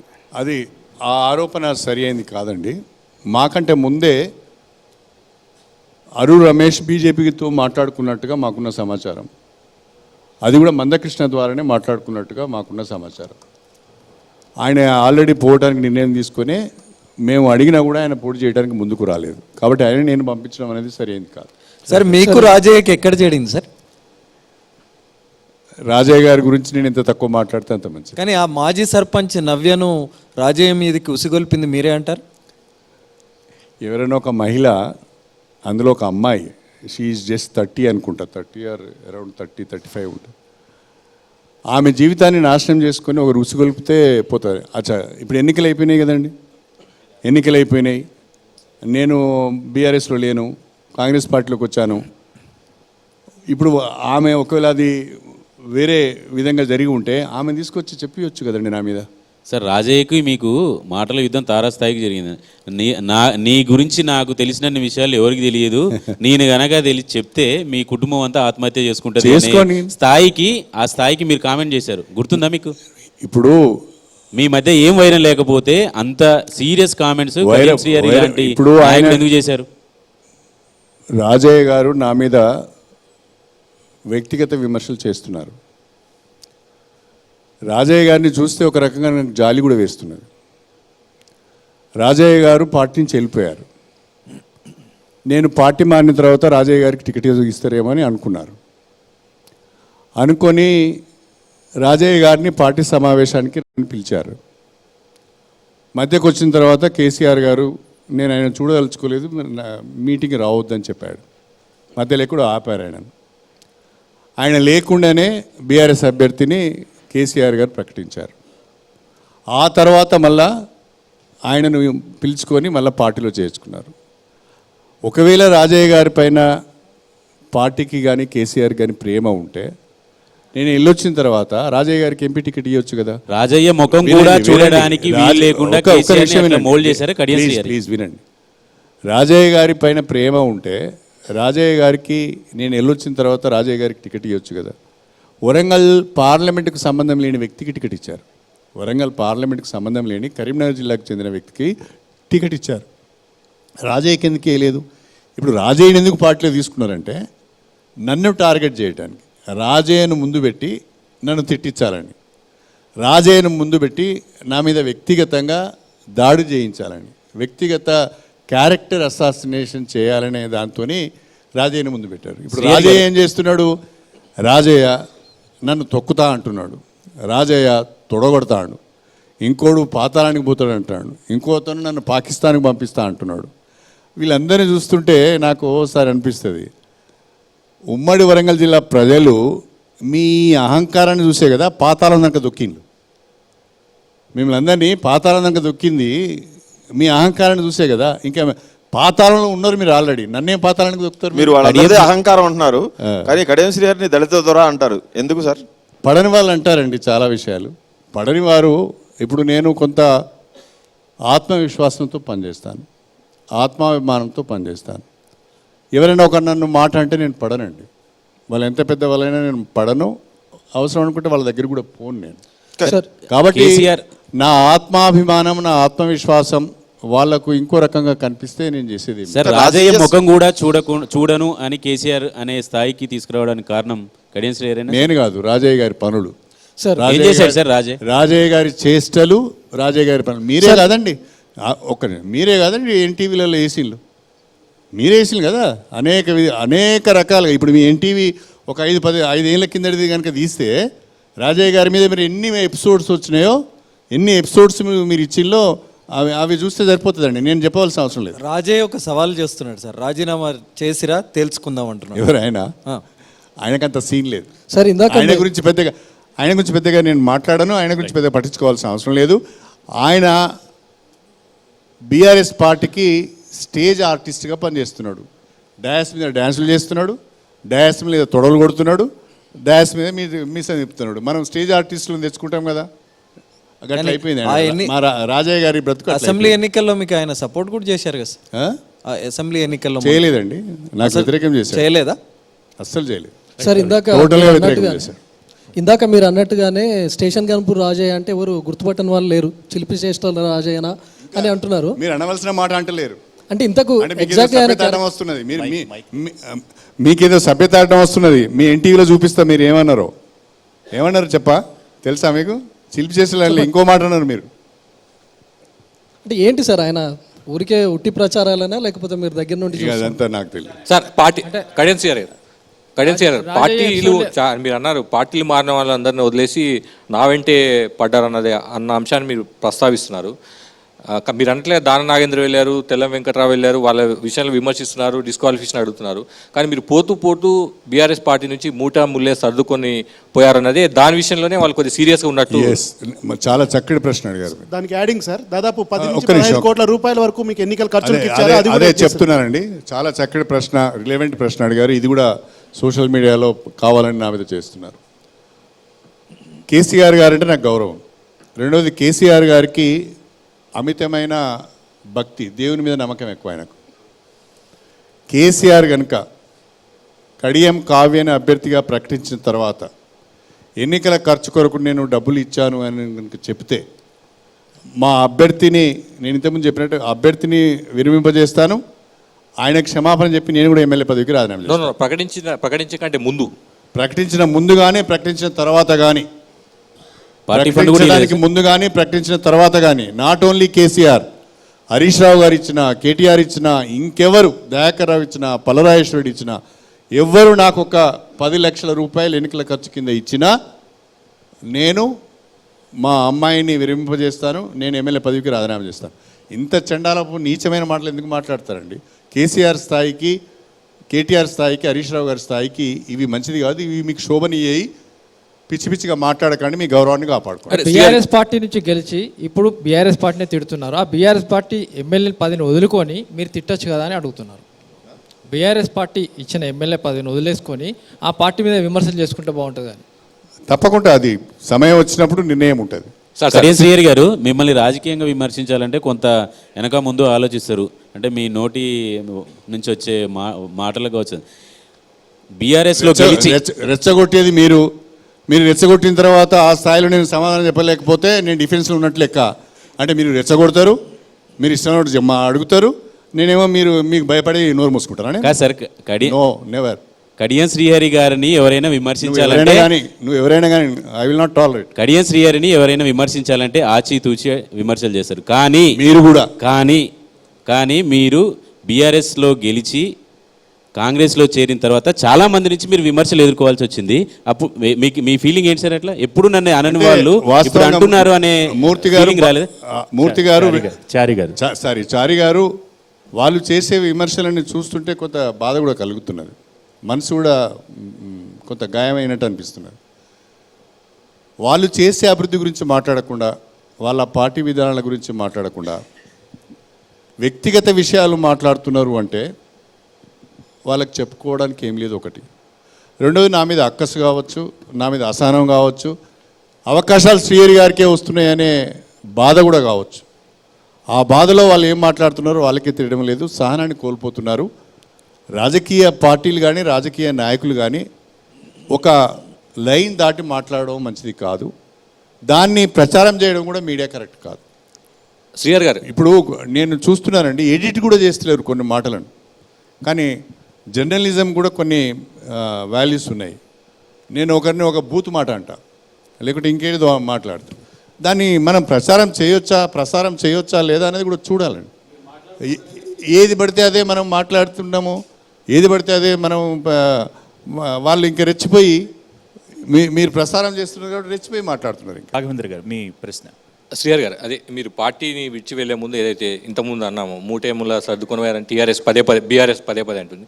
ఎందుకంటున్నారంటే మీరు వ్యాపారాలు చేయట్లేదు, ఆర్థికంగా మీకు పెద్దగా వెన్నుదన్ను లేదు కాబట్టి మీరు మొదటి నుంచి టీడీపీ నుంచి మీరు రాజకీయ ప్రస్థానం మొదలుపెట్టినప్పుడు కూడా ఎన్టీఆర్ అప్పుడు పిలిచి ఒక ఇండస్ట్రియలిస్ట్ మీకు డబ్బులు ఇవ్వమంటే ఇచ్చారని, తర్వాత చంద్రబాబు కానివ్వండి, తర్వాత కేసీఆర్ కానీ ఎన్నికల సమయంలో మీకు ఆర్థిక సాయం అందించిన విషయాన్ని మీరే చెప్పారు. ఇప్పుడు కూడా ఈ ఎన్నిక కంటే అంటే అభ్యర్థిని ప్రకటించే ముందు కూడా ఇదే జరిగిందన్న అంశానికి సంబంధించి బలంగా వినిపిస్తుంది. దానికి సంబంధించి మీరేమంటారు? తెలుగుదేశంలో ఉన్నప్పుడు కానీ బీఆర్ఎస్లో ఉన్నప్పుడు కానీ నేను పోటీ చేసిన ప్రతిసారి ఆ రాజకీయ పార్టీలు ఆర్థిక సహాయం చేశాయి. నాకున్న మిత్రులు కావచ్చు, శ్రేయోభిలాషులు కావచ్చు, వాళ్ళు కూడా కొంత ఆర్థిక సహాయం చేశారు. దాంతోనే నేను ఎన్నికలను ఫేస్ చేస్తూ వచ్చాను. కానీ ఇప్పుడు లోకసభ ఎన్నికలకు సంబంధించి బీఆర్ఎస్ పార్టీ అభ్యర్థిగా కావ్య ప్రకటించడానికి ముందు కానీ ప్రకటించిన తర్వాత కానీ బీఆర్ఎస్ పార్టీ నుండి నేను ఒక్క రూపాయి కూడా ఎవరి దగ్గర నుంచి కూడా తీసుకోలేదు. తీసుకున్నట్టుగా ఎవరు నిరూపించినా, ఎవరు ముందుకు వచ్చి చెప్పినా నేను ఎమ్మెల్యే పదవికి రాజీనామా చేస్తాను, నైతిక బాధ్యత వహిస్తూ మా అమ్మాయిని కూడా పోటీ నుంచి విరమింపచేస్తాను. ఇంతకంటే పెద్ద ఛాలెంజ్ కానీ సవాళ్ళను కానీ లేదని నేను అనుకుంటున్నా. ఇంతకంటే మంచి అవకాశం కూడా వాళ్ళకు లేదు.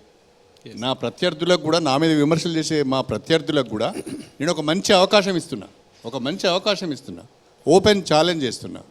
రండి, రాజయ్య గారా, దయాకర్ రావు గారా, పలరాజేశ్వర రెడ్డి గారా, కేసీఆర్ గారా, హరీష్ రావు గారా, కేటీఆర్ గారా, ఇంకెవరైనా మీరు రండి, మేము డబ్బులు ఇచ్చాం, మేమే తీసుకుపోయి ఇచ్చాం, మేమే ఇచ్చాం అని చెప్తే మీరు దానికి ఎవిడెన్స్ చూపించండి, బాధ్యత వహిస్తారు. శ్రీహరి గారు, అంటే అంతేగాని పిచ్చి పిచ్చిగా మాట్లాడొద్దు, అనవసరమైన విమర్శలు చేయొద్దు, దిగజారి మాట్లాడొద్దు. మీరు ఒక్క రూపాయి కూడా తీసుకోవాలంటున్నారు. కానీ వాళ్ళు పార్టీ సర్కిల్లో ఉన్నది ఏంటంటే 21 కోట్ల రూపాయలు తీసుకున్నారు. నేను చెప్తున్నా కదా, మళ్ళీ దాన్ని రిపీట్ చేస్తున్నారు. నేను చెప్తున్నా, ఇంతకంటే ఓపెన్ ఛాలెంజ్ ఏం కావాలి? నేను 5 కోట్ల, 10 కోట్ల, 20 కోట్ల, 100 కోట్ల, ఎన్ని కోట్లైనా ఎవరిచ్చారు, ఎప్పుడు ఇచ్చారు, ఎక్కడ ఇచ్చారు, వాటి సంబంధించి ఏం ఆధారాలు ఉండవు కదా. అంటే రాజకీయ పార్టీల మధ్య నేతల మధ్య తప్పండి. ట్రాన్సాక్షన్స్, ఆధారాలు లేవని, రిసిప్ట్లు అవన్నీ ఏమి ఉండవు కదా. ఆధారాలు లేవని పిచ్చి పిచ్చిగా మాట్లాడతారండి. ఆధారాలు లేవని పిచ్చి పిచ్చిగా మాట్లాడతారా? నేను డబ్బులు తీసుకొని ఉంటే ఇంత ధైర్యంగా నేను మాట్లాడానండి. ఎక్కడో దగ్గర నా మనస్సాక్షి, నా ఆత్మ నన్ను పీక్తా ఉంటుంది వెనుకకు. బట్ ఇవాళ నేను ఇంత ధైర్యంగా మాట్లాడుతున్నానంటే ఐ హ్యావ్ దట్ గట్స్. నాకు ఆ కాన్ఫిడెన్స్ నేను తీసుకోలేదు అనేది ఆత్మవిశ్వాసం నాకుంది. వాస్తవం ఏందో నాకు తెలుసు కాబట్టి నేను చెప్తున్నా. విధవ మాటలు మాట్లాడొద్దు, విధవ ఆరోపణలు చేయొద్దు, రాజకీయాల్లో దిగజారుడు రాజకీయాలు వద్దు. నిజంగా మీరు నాకు డబ్బులు ఇచ్చి ఉన్నట్లయితే మీరు సాక్ష్యం చెప్పండి, నేను దానికి బాధ్యత వహించడానికి సిద్ధంగా ఉన్నా. ఓకే, బీఆర్ఎస్ పార్టీ ఈరోజు కాంగ్రెస్ ప్రభుత్వాన్ని తీవ్రంగా విమర్శిస్తుంది. కాంగ్రెస్ ప్రభుత్వం వచ్చింది, కరువు వచ్చిందని చెప్తున్నారు. మొన్న అసెంబ్లీలో మీరు బీఆర్ఎస్ పక్షాన ఉండి మేడిగడ్డ కుంగిపోవడానికి, మేడిగడ్డ బ్యారేజ్కి సంబంధించిన అంశానికి సంబంధించి పూర్తిగా బీఆర్ఎస్ ఆనాటి ప్రభుత్వాన్ని సమర్థించుకునేటట్లే మాట్లాడారు. కుంగిపోవడం, పిల్లర్లు కుంగిపోవడం కానీ, ప్రాజెక్టు విషయంలో కానీ. ఈరోజు బీఆర్ఎస్ పార్టీ చేస్తున్న ఆరోపణలు, బీఆర్ఎస్ పార్టీ కాంగ్రెస్ ప్రభుత్వం రాగానే అందుకే కరువు వచ్చింది, వాళ్లకు సాధ్యం కాలేదు, ప్రాజెక్టు నిర్వహించడం సాధ్యం కాలేదు, ఇప్పుడు తెలంగాణలో కరువుకు కాంగ్రెస్ ప్రభుత్వం కారణం అంటారు. మీరు ఒక ఇరిగేషన్ మంత్రిగా చేశారు, ఏం చెప్తారండి దీని మీద? కరువుకు ప్రభుత్వాలు, పార్టీలు కారణం కావండి, ప్రకృతి కారణం. వర్షాలు వస్తే కరువు ఉండదు, వర్షాలు రాకపోతే కరువు ఉంటుంది, నెంబర్ 1. కాబట్టి కరువుకు ప్రభుత్వాలకు పార్టీలకు లింక్ పెట్టడం కరెక్ట్ కాదు. నెంబర్ 1. కరువును కంట్రోల్ చేయడానికి ఉద్దేశించిన ప్రాజెక్టు ఈరోజు పునరుద్ధరించకపోవడం మూలంగానే కరువు అంటున్నారు. అది కూడా కరెక్ట్ కాదు. రెండవది, మేడిగడ్డకు సంబంధించి నేను అసెంబ్లీలో మాట్లాడినప్పుడు ఒక మాట చెప్పాను. మీరు ఇమీడియట్గా ఎక్స్పర్ట్ కమిటీని వేయండి. మనం మాట్లాడుకోవడం, రాజకీయ పార్టీలు మాట్లాడుకోవడం కరెక్ట్ కాదు. ఎక్స్పర్ట్స్ని వేయండి, నిపుణులను వేయండి. పొరపాటు ఎక్కడ జరిగిందో, డిజైన్స్లో జరిగిందా, కన్స్ట్రక్షన్లో జరిగిందా, ఎక్కడ జరిగింది అనేది వాళ్ళు వెలికి తీస్తారు. దాన్ని రెక్టిఫై చేయడానికి అవకాశాలు ఏమున్నాయో వాళ్ళు చెప్తారు. దాని ప్రకారం మనం వెళ్తే బాగుంటుంది అని చెప్పాను. ఇంకోటి, కేసీఆర్ గారు కూడా మొన్న ఒక తప్పు మాట మాట్లాడినాడు. నేను సీఎంగా ఉంటే, లేకుంటే నేనుంటే ఆడ కుర్చీ చేయించుకొని బాగు చేయి, ఇవే అనవసరమైన మాటలండి. ఏం కుర్చీ చేయించుకొని బాగు చేస్తారండి? డ్యామ్ దగ్గర కుర్చీ చేసుకుంటే నీళ్ళు రావా? నీళ్ళు కొట్టుకుపోవా మనం? కుర్చేసుకొని డ్యామ్ కట్టిస్తాను అట్లా కాదు. అది ఏం జరిగింది వాస్తవంగా అది బయటికి రావాలి. అది నువ్వు చెప్పే మాట కాదు, అది ఇంజనీర్స్ చెప్పాలి. ఇంజనీర్స్ చెప్పి ఇగో ఈ పొరపాటు జరిగింది, దీన్ని ఇట్లా రిపేర్ చేయొచ్చు, లేదా ఇది పనికిరాదు అనేది ఇంజనీర్స్ చెప్తే దాని ప్రకారం మనం ప్రొసీడ్ అయితే బాగుంటుంది. నాకున్న అవగాహన మేరకు, గతంలో భారీ నీటిపారుదల శాఖ మంత్రిగా పనిచేసిన అవగాహన మేరకు అలా జరిగిన పొరపాటు నేనేమనుకుంటున్నానంటే, జనరల్గా ఫ్లోస్కు అడ్డంగా బరాజెస్ ఎందుకు కడతామంటే టు డైవర్ట్ ది ఫ్లోస్. ఇప్పుడు మీరు మన ప్రకాశం బ్యారేజ్ తీసుకోండి, లేకుంటే ధవళేశ్వరం బ్యారేజ్ తీసుకోండి, ఎక్కడైనా డెల్టాలు తీసుకోండి, లేకుంటే మన పెన్నా డెల్టా తీసుకోండి, ఇది నెల్లూరు దగ్గర ఉన్న పెన్నా డెల్టా తీసుకోండి, లేకుంటే వంశధార డెల్టా తీసుకోండి, మహానది డెల్టా తీసుకోండి, ఇది కటక్ల, ఎక్కడైనా కూడా ఏముంటాయి అంటే రివర్స్కు అడ్డంగా బ్యారేజ్ ఎందుకు కడతారంటే ఫ్లోస్ డైవర్ట్ చేస్తారు, స్టోరేజ్ బెటర్. కానీ ఇక్కడ జరిగింది ఏంటంటే బ్యారేజ్ కట్టి 16 TMS నీటిని నిల్వ చేస్తే ఆ ప్రెషరు ఆ బ్యారేజ్ మీద పడి దెబ్బతినేదని నా అభిప్రాయం. ప్రాజెక్టుకు ఉండే ఫౌండేషన్స్ వేరుగా ఉంటాయండి, బ్యారేజ్కి ఉండే ఫౌండేషన్స్ వేరుగా ఉంటాయి. అక్కడ ఏదో పొరపాటు జరిగిందని నేను అభిప్రాయపడుతున్నాను. కానీ దేవాదుల ప్రాజెక్టుకు సంబంధించి కూడా మీరు మంత్రిగా ఉన్నప్పుడు నిర్మించిన దేవాదుల ప్రాజెక్టు కూడా కొట్టుకుపోయింది. గతంలో కాంగ్రెస్ ప్రభుత్వం కట్టిన కడెం ప్రాజెక్టు కూడా కొట్టుకుపోయింది. అనేక ప్రాజెక్టులు చాలా చరిత్రలో కొట్టుకుపోతూనే ఉన్నాయి. అవి వరద వల్ల అని కూడా చెప్తుంది బీఆర్ఎస్ పార్టీ. అంటే ఒక రకంగా చెప్పాలి అంటే హెవీ ఫ్లడ్స్ వచ్చినప్పుడు ఆ ప్రెషర్ని తట్టుకోలేక కూడా కొన్ని ప్రాజెక్ట్స్ కొట్టుకుపోయిన సంఘటనలు ఉన్నాయి. అలా కాకుండా ఇక్కడ హెవీ ఫ్లడ్స్తో కొట్టుకపోలే, ఇది ఏమైంది, కుంగిపోయింది, పిల్లర్ కుంగిపోయింది. అయితే ఏం జరిగింది అనేది నిపుణులు చెప్పాలి. అవినీతి జరిగిందని మీరు కూడా విశ్వసిస్తున్నారా? అవినీతి జరిగిందా, జరగలేదా, సాంకేతిక లోపాలు ఉన్నాయా, లేవా, ఇవన్నీ కూడా కమిటీ చెప్పాలి.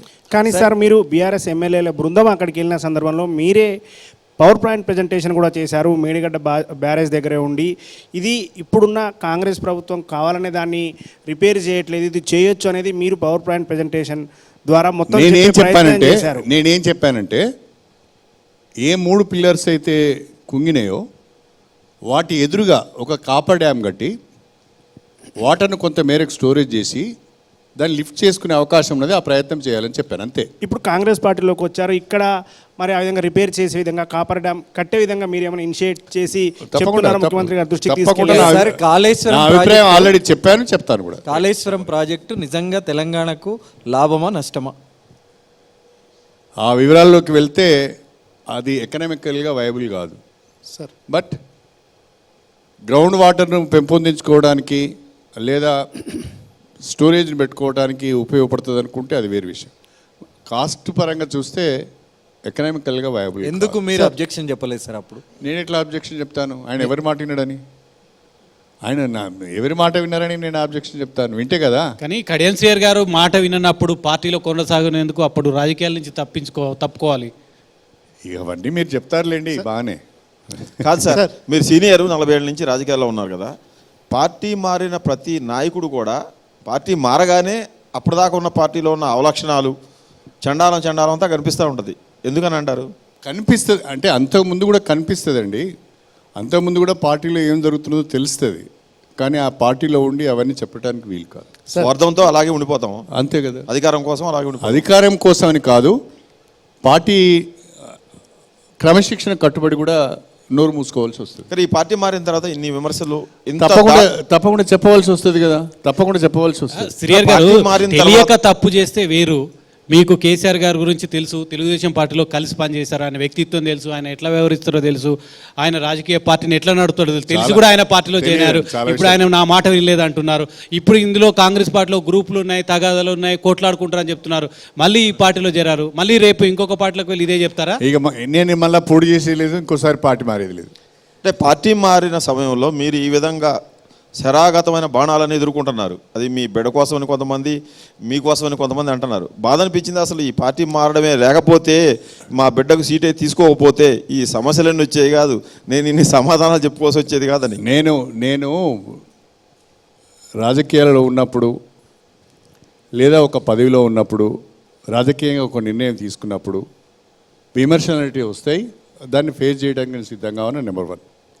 నెంబర్ 2, ఆ విమర్శలు కానీ ఆ విమర్శలు రాజకీయ పరంగానే ఉండాలి అనేది నేను అంటున్నాను. విమర్శలు రాజకీయ పరంగా ఉంటే సమాధానం చెప్పొచ్చు, విమర్శలు వ్యక్తిగతంగా ఉంటే బాధ అవుతుంది. ఆ మనుషులు మాట్లాడే వాళ్ళు మనుషులనే విషయాన్ని మర్చిపోయి, సభ్యతను మర్చిపోయి, వ్యక్తిగతంగా దూషిస్తూ వ్యక్తిగతంగా దాడి చేసినప్పుడు తప్పకుండా మీరు అన్నట్టు బాధ అవుతుంది. బట్ దానికి మనం అదే రీతిలో సమాధానం చెప్పాలంటే అప్పుడప్పుడు ఇబ్బంది కూడా అవుతుంది. విలువలతో కూడిన రాజకీయాలు చేస్తారు కడియం శ్రీహరి అన్నప్పుడు ఆ పార్టీలో ఇన్నాళ్ళు ఎందుకు కొనసాగారు?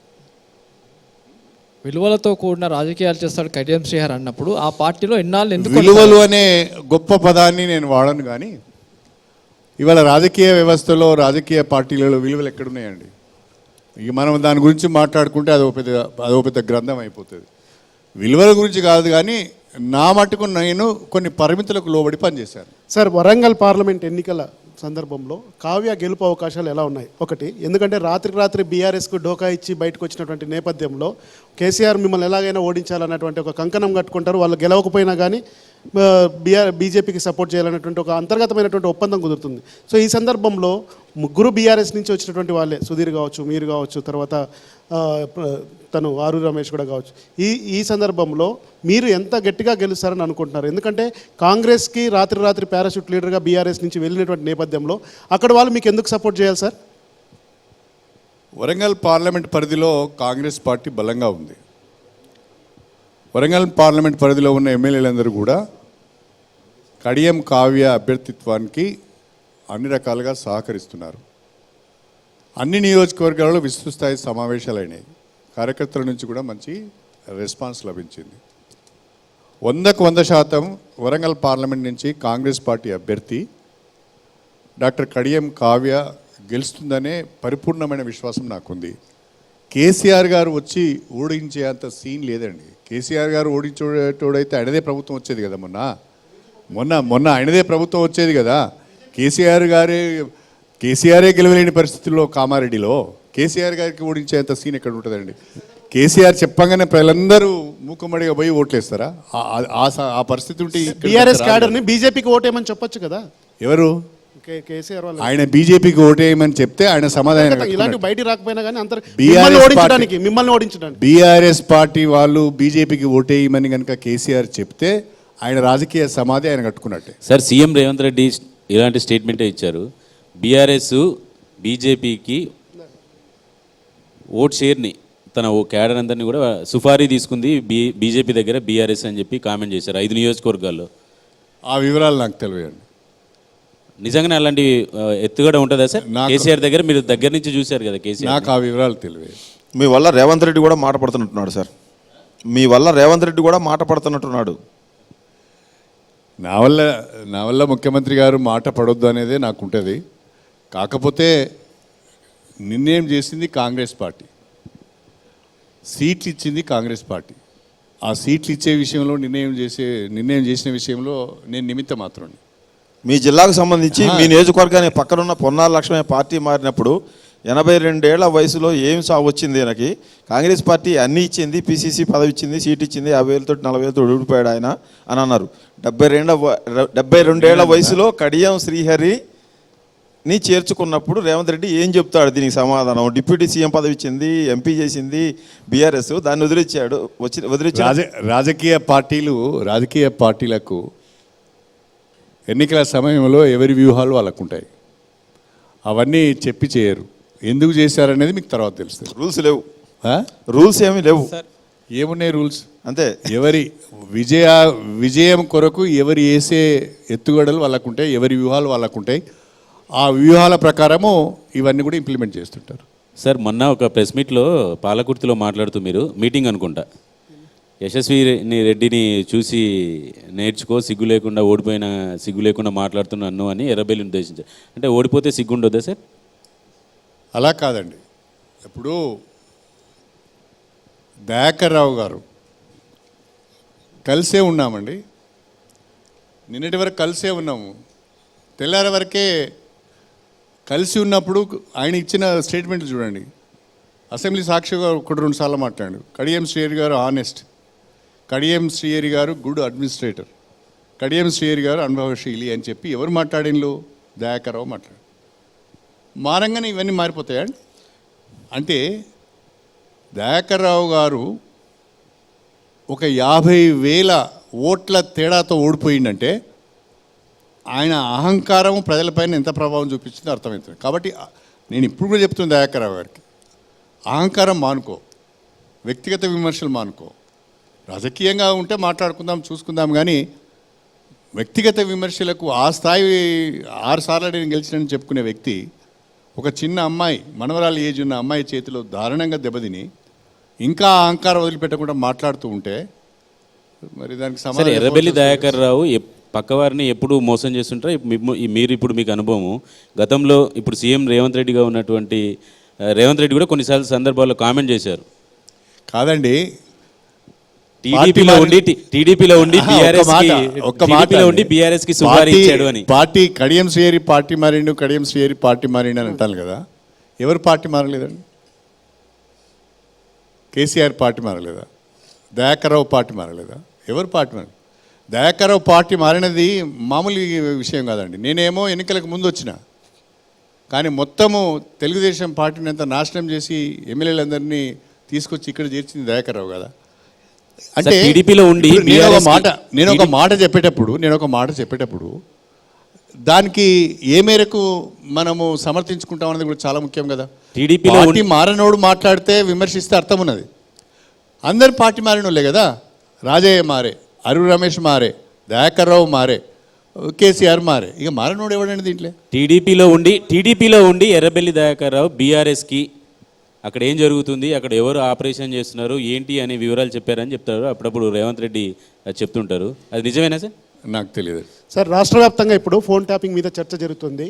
అప్పట్లో ఉన్నటువంటి అధికారుల పైన మీద కూడా యాక్షన్ తీసుకుని అరెస్ట్ చేశారు. మీరు ఎప్పుడైనా ఫోన్ ట్యాపింగ్ని ఫేస్ చేశారా? ఈ అంశాన్ని ఎలా తీసుకుంటారు? ఎందుకంటే బీఆర్ఎస్ పార్టీ అధికారంలో ఉన్న వాళ్ళు వ్యక్తిగత విషయాలతో పాటు రాజకీయపరమైనటువంటి అంశాలను కూడా చేశారు. అది చాలా పొరపాటు అండి. ఫోన్ ట్యాపింగ్ అనేది చట్టానికి వ్యతిరేకమైన విషయం. వ్యక్తిగత జీవితాల్లోకి తొంగి చూడడం ఇంకా నేరం. అది ఎవరు చేసినా దానికి ఎవరు బాధ్యులైనా తప్పకుండా బీఆర్ఎస్ లో మీరు ఉన్నారు కాబట్టి చేశారా లేదా అన్న దాని మీద మీరు చేరిన కాంగ్రెస్ లీడర్లు దాని మీద డైలీ ఒక సబ్జెక్ట్ కాదు. నా మట్టుకు అయితే నా వరకైతే రాలేదండి. ఎందుకంటే వాళ్ళకి తెలుసు వీని దగ్గర ఏం దొరకదని. కాబట్టి నా మట్టుకు అయితే రాలేదండి. ఈయనతో ఎందుకనా సార్? కడియం శ్రీహరి దగ్గర ఏం ఉండదనా? ఈయనతో ఎందుకనా? నా దగ్గర ఏం ఉండదని. బీఆర్ఎస్ పార్టీని వీడడానికి ప్రధాన కారణం ఓనర్షిప్ ఇవ్వలేదని ఒక అంశాన్ని, ఓనర్షిప్ ఇవ్వలేదు. బీఆర్ఎస్ పార్టీని వీడడానికి కారణంలో భాగంగా ఒకటి చెప్పారు మీరు, పార్టీ ఓనర్షిప్ ఇవ్వలేదు మాకని. ఇప్పుడు కాంగ్రెస్ పార్టీలో మీకు మెంబర్షిప్ ఇచ్చి ఉంటారు, కానీ ఓనర్షిప్ ఇస్తారని నమ్మకం ఉందా మీకు? కాంగ్రెస్ పార్టీలో ఈ పార్టీని ఆదాన్ని ప్రతి ఒక్కరు చాలా గర్వంగా చెప్పుకొని పనిచేసే ప్రతి ఒక్క కార్యకర్త ఆ ఫీలింగ్ అయితే కనిపిస్తుందండి. కానీ బీఆర్ఎస్లో ఆ పరిస్థితి లేదండి. చెప్పారా ఎప్పుడైనా? చెప్తే వద్దన్నారా? మా పార్టీ అంటే బీఆర్ఎస్ పార్టీ అంటే ఒక మాటలో చెప్పాలంటే అది ఒక లిమిటెడ్ కంపెనీ అండి. ప్రొప్రైటరు ఎవడలేదని, ఓనరు ప్రొప్రైటరు అన్నీ ఒకరే. అపోజిషన్ లీడర్ గా మీకు ఏమన్నా అప్పుడు ఆఫర్ ఇస్తామని చెప్పారు సార్? ఎందుకంటే కేసీఆర్ గాయపడ్డప్పుడు హాస్పిటల్లో ఉన్నప్పుడు లేదండి, మిమ్మల్ని ముందు పెట్టి నడిపించాలని నేను ఒక మాట అడిగానండి. ఇప్పుడు కేసీఆర్ గారు లీడర్ ఆఫ్ ఆపోజిషన్గా ఉన్నారు. బీఆర్ఎస్ లెజిస్లేటివ్ పార్టీ ఎగ్జిక్యూటివ్ని ఏర్పాటు చేద్దామంటే ఏ లేదండి. రెండవది, కౌన్సిల్ లీడర్ ఆఫ్ ఆపోజిషన్ ఎవరినో ఒకరిని పెట్టండి, మన వాయిస్ ఉంటుంది. ఒక లీడర్ ఆఫ్ ఆపోజిషన్ అంటే ఒక ప్రోటోకాల్ ఉంటుంది, ఏదైనా మాట్లాడేదానికి ఒక వాయిస్ ఉంటుంది, కవరేజ్ ఉంటుంది అని చెప్పాను. అది కూడా చేయలేదు. ఎక్స్పెక్ట్ చేశారు పవర్ షేర్ చేయడానికి ఇష్టపడరండి. మీరు ఎక్స్పెక్ట్ చేశారు పవర్ షేరింగ్ ఒప్పుకోరు. ఒక దళిత నేతగా ముందుండి టీఆర్ఎస్ లాంటి పార్టీకి ఎల్పీగా అపోజిషన్ లీడర్గా ఉండాలన్నటువంటి ఆశయం నేనేమి ఎక్స్పెక్ట్ చేయలేదు. నాకు ఎవరు ఆఫర్ కూడా ఇవ్వలేదు. కడియం శ్రీహరి గారు బీఆర్ఎస్ పార్టీలోకి ఆర్ఎస్ ప్రవీణ్ చేరారు. బీఆర్ఎస్లోకి ఆర్ఎస్ ప్రవీణ్ చేరారు. ఆర్ఎస్ ప్రవీణ్కి ప్రాధాన్యత పెరిగింది, ఆ నేపథ్యంలో నాకు ప్రాధాన్యత తగ్గుతుందని మీరు బయటకు వచ్చారా? ఆర్ఎస్ ప్రవీణ్ గారు అక్కడ జాయిన్ లేదండి. RS Praveen is my best friend. RS Praveen గురుకుల పాఠశాలలో సెక్రటరీగా ఉన్నప్పుడు I use to guide him. ఆయన నాతో మాట్లాడేటోడు, నేను ఆయనతో మాట్లాడేది. గురుకుల పాఠశాల ఎట్లా స్ట్రెంథన్ చేయాలని చెప్పి మాట్లాడుకునే వాళ్ళం. బీఆర్ఎస్ ఆయన పార్టీలో చేరడం వలన నాకేమీ నష్టం లేదండి. ఆయన ఎక్కడున్నా ఆర్ఎస్ ప్రవీణ్ సోషల్ కన్సర్న్ ఉన్న వ్యక్తి, విద్యా వైద్యం పట్ల పేద వర్గాలకు అందాలనుకునే వ్యక్తి. ఆయనకు పట్ల నాకే వ్యతిరేకత లేదు. ఆయన నేను విమర్శించేది కూడా అంటే కరెక్ట్ పార్టీలోనే ఆర్ఎస్ ప్రవీణ్కి చేరాలనుకోవచ్చా? కరెక్ట్ పార్టీలోనే ఆర్ఎస్ ప్రవీణ్ చేరాలనుకోవచ్చా? అది స్వేచ్ఛ లేదని మీరు చెప్తుంటారు అది కదా. కాలం నిర్ణయిస్తుంది. Right person in wrong party అని నేను అనుకుంటున్నాను. బీఆర్ఎస్ ప్రైవేట్ లిమిటెడ్ కంపెనీ అన్నారు కదా, మొన్నటిదాకా ఆ లిమిటెడ్ కంపెనీలో మీ పోస్ట్ ఏంటి సార్? అది అనుభవించాము కదా అన్ని.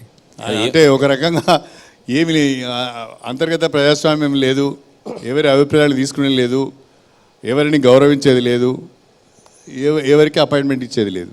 మీ పోస్ట్ ఏంటి సార్ ఆ ప్రైవేట్ లిమిటెడ్ కంపెనీ? ఏమి లేదు. పోస్ట్ ఏమున్నది కార్యకర్త. ఎమ్మెల్యే గెలిచారు, మంత్రి ఎమ్మెల్సీ లేకుంటే మంత్రి అయినా, ఉప ముఖ్యమంత్రి అయినా, పోలిట్ బ్యూరో అయినా, జనరల్ సెక్రటరీ అయినా ఆడేం నడవదండి. మీకు కొత్త కాదు కదా సార్, మీరు టీడీపీలో పుట్టారు, అది ప్రాంతీయ పార్టీ. TDP తర్వాత టీఆర్ఎస్లోకి వచ్చారు, అది ప్రాంతీయ పార్టీ. కాదు, ఏ మాట అయినా దీనికి తేడా ఏముంది? ఒక్క మాట చెప్పాలండి. టీడీపీలో పొలిట్ బ్యూరో అంటే దానికి ఒక గౌరవం ఉండేది. చాలా విషయాలు పొలిట్ బ్యూరోలో చర్చించి నిర్ణయాలు జరిగేది.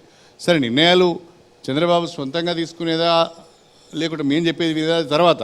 బట్ మైక్ అందరినీ చంద్రబాబు మాత్రం అందరినీ కూర్చునిబెట్టి అందరినీ కాంటాక్ట్ చేసి అందరి ఒపీనియన్ ఎలిసిట్ చేసి ఒక నిర్ణయం తీసుకునేది. కాదు సార్, కానీ ఇక్కడ ఆ పరిస్థితి లేదు. చర్చించిన తర్వాత చర్చలో వచ్చిన నిర్ణయాన్ని తీసుకోవాలి, కానీ చంద్రబాబు తీసుకున్న నిర్ణయాన్ని ఇదే చర్చ అని పెట్టడం కూడా తప్పే కానీ కదా. తెలుగుదేశం పార్టీలో మాత్రము ఒక హోదా ఉంటే అది పొలిట్ బ్యూరో కావచ్చు, జనరల్ సెక్రటరీ కావచ్చు, గౌరవం అనేది ఉండేదండి. ఆ ఏరియాకి ఉండేది. ఇప్పుడు మీరు వెళ్ళిన కాంగ్రెస్ పార్టీ అప్పుడే ఎక్స్పైరీ డేట్ ఎందుకు రాసుకుంటుంది సార్? అర్థం కాలేదు. మీరు వెళ్ళిన కాంగ్రెస్ పార్టీ ఎక్స్పైరీ డేట్ రాసుకుంటుంది. నిన్న కూడా సంగారెడ్డిలో మాట్లాడారు రేవంత్ రెడ్డి గారు, 10 ఏళ్ళు అధికారం మాదే, 10 ఏళ్ళు మేమే ఉంటాం, 10 ఏళ్ళే మేము ఉంటాం అని చెబుతున్నారు. ఏంటిది? అది ఎన్నేళ్ళు ఉండాలన్నది ప్రజల నిర్ణయాన్ని పైన ఆధారపడి ఉంటుంది, ప్రజల తీర్పు పైన ఆధారపడి ఉంటుంది. మేము కోరుకుంటున్నాం 10 ఏళ్ళు ఉండాలి కంటిన్యూస్గా. అంతేనా ఇందిరమ్మ రాజ్యం? అంతేనా ప్రజాపాలన? తర్వాత పరిపాలన మంచిగా చేస్తే 3వసారి వస్తాం. సార్, కాంగ్రెస్ పార్టీ 6 గ్యారెంటీలు మీకు తెలుసా సార్? తెలుసు. మొత్తం 6లో 6 గ్యారెంటీలు, 13 హామీలు. బాగా వంట బట్టి 5 న్యాయాసు, 25 హామీలు. ఆ 13లో ఎన్ని అమలు అవుతున్నాయి సార్ ఇప్పటికి? ఇప్పుడు 5 వరకు వచ్చినాయి. అసలు అమలు కావడం కదా, అసలు అమలు కావడం లేదని కదా. అయితే ఇక మనం దశల వారికి ఒక్కొక్కటి చేస్తున్నారు కదా. నాకైతే నమ్మకం ఉంది. ప్రధానంగా మహిళలకు 2500 రూపాయల చొప్పున ఇవ్వాలనేది, తర్వాత రైతు రుణమాఫీ, ఈ 2 కూడా 100% అమలు చేస్తారు. సీఎం గారు మాట్లాడినప్పుడు కూడా దాని మీద చాలా కమిటెడ్గా ఉన్నారు. కానీ నాట్లేసినప్పుడు ఇవ్వాల్సిన రైతు భరోసా అని మీరు పేరు మార్చారు, రైతు భరోసా అని. కోతలు కోసినప్పుడు కూడా ఇవ్వలేదనేది ఒక ఆరోపణ ఉంది సార్. 12,000 15,000 చేస్తా ఉన్నారు, 12,000 మాత్రమే ఇస్తున్నారని. ఇప్పుడు ఈ క్రాప్ నుంచి అంటే వానాకాలం పంట నుంచి ఇస్తా అని చెప్పారు కదా. 6 గ్యారెంటీలు కాంగ్రెస్ పార్టీని అధికారంలోకి తీసుకురాగలిగాయి. అదే 6 గ్యారెంటీలు ఇప్పుడు కాంగ్రెస్ పార్టీకి శాపంగా మారబోతున్నాయి. ఈ ఎన్నికల్లో ప్రజలు తిరస్కరించడానికి 6 గ్యారెంటీలను అమలు చేయకపోవడం మూలంగానే అనేది అంటున్నారు. ఏం చెప్తారు మీరు? కాంగ్రెస్ పార్టీ అధికారంలోకి వచ్చి 4 మాసాలే అయింది. 4 మాసాల లోపే బ్రహ్మాండంగా అద్భుతాలు సృష్టిస్తారు, మొత్తం హామీలు అమలు చేస్తారని ఎక్స్పెక్ట్ చేయడం కూడా కరెక్ట్ కాదు. మనము కనీసం ఒక 2 ఇయర్స్ 3 ఇయర్స్ వాళ్ళకి టైం ఇచ్చి వాళ్ళ పెర్ఫార్మెన్స్ సరిగా లేకపోతే నెక్స్ట్ ఎలక్షన్స్లో ప్రజల తీర్పుని బట్టి కొత్త ప్రభుత్వాలు రావడమా, ఈ ప్రభుత్వం కొనసాగడం అనేది జరుగుతుంది. కాబట్టి 4 నెలలకే అంతా అయిపోయింది అనే ఒక కన్క్లూజన్కు రావడము కరెక్ట్ కాదనేది నా అభిప్రాయం. అంటే శ్రీహరి గారు, అసెంబ్లీ ఎన్నికల ప్రచారంలో మీరే చెప్పారు కాంగ్రెస్ అమలుకు అసాధ్యమైనటువంటి హామీలు ఇస్తోందని మీరే చెప్పారు. ఇప్పుడు అది సాధ్యమైపోతుందా సార్? అంటే తప్పకుండా. అంటే మన స్టేట్ ఫైనాన్సెస్ పెరుగుతున్నాయి, వనరులు పెరిగే అవకాశం ఉంటుంది ఎవ్రీ ఇయర్. కాబట్టి ఆ వనరుల ఆధారంగా వాటిని అమలు చేసే అవకాశం కూడా ఉంటుంది. అసెంబ్లీ ఎన్నికలకి ఇప్పటికీ పెద్ద అందుకని ఈ 4 నెలల్లోనే మనం తప్పు పట్టవద్దు అంటున్నాను నేను. శ్రీహరి మనం కొంత సమయం ఇవ్వాలి వాళ్ళకి.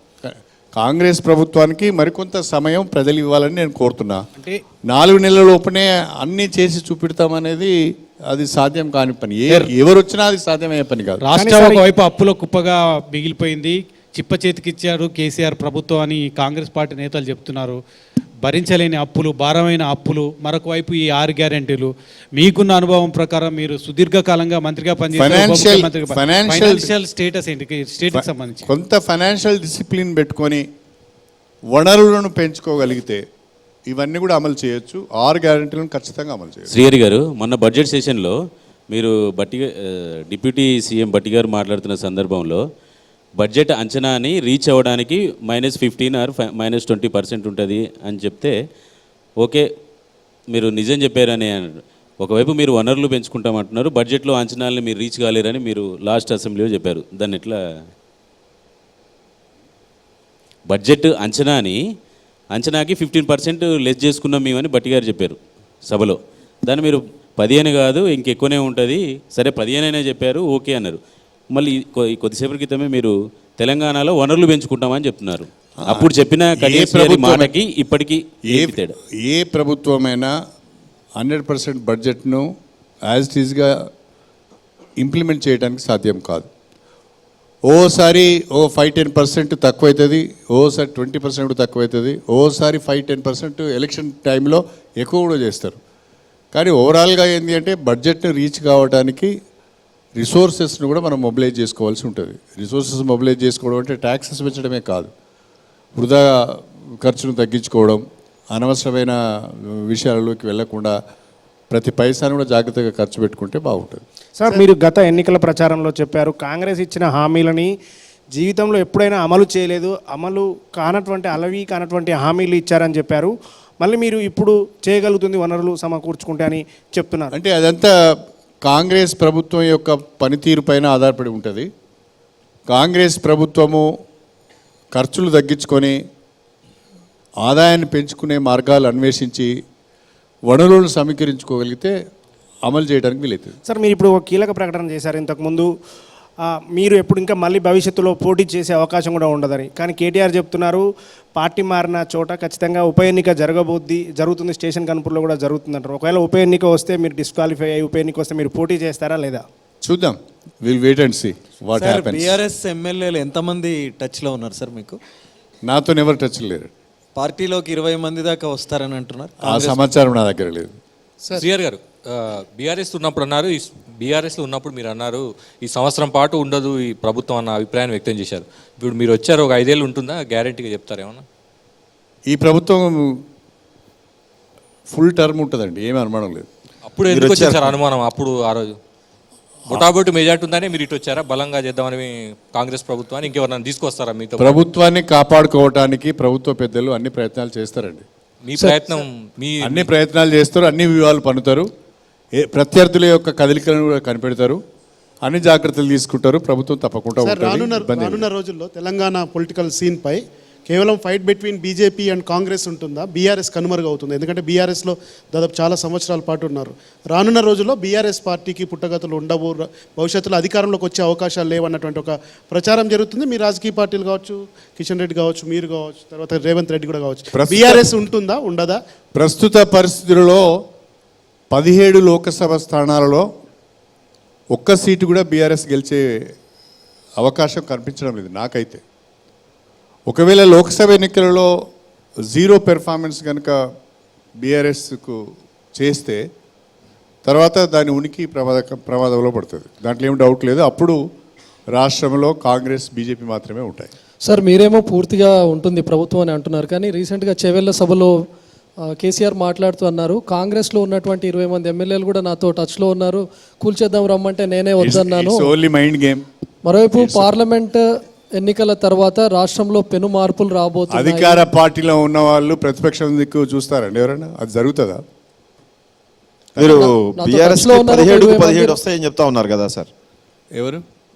కాంగ్రెస్కి 17 వస్తాయి, బీఆర్ఎస్కి ఏమి రావంటున్నారు కదా. కాంగ్రెస్కు 17 వస్తాయని నేను చెప్పలేదండి, బీఆర్ఎస్కి మాత్రం ఒక్క సీటు రాదని చెప్పాను. అంత బలంగా ఉన్న కాంగ్రెస్ పార్టీ బీఆర్ఎస్లో ఉన్న మిమ్మల్ని, బీఆర్ఎస్లో ఉన్న దానం నాగేందర్ని, బీఆర్ఎస్లో ఉన్న సునీత మహేందర్ రెడ్డిని, ఇంకేదో పార్టీలో ఉన్న మధు గౌడ్ని ఇలా అక్కడొకటి ఏరుకొని పోటీ పెట్టించుకుంటే. నేను చెప్పాను కదండి, రాజకీయ పార్టీలకు ఎన్నికలు వచ్చినప్పుడు గెలవటానికి అవసరమైన వ్యూహాలు వాళ్ళకు ఉంటాయి.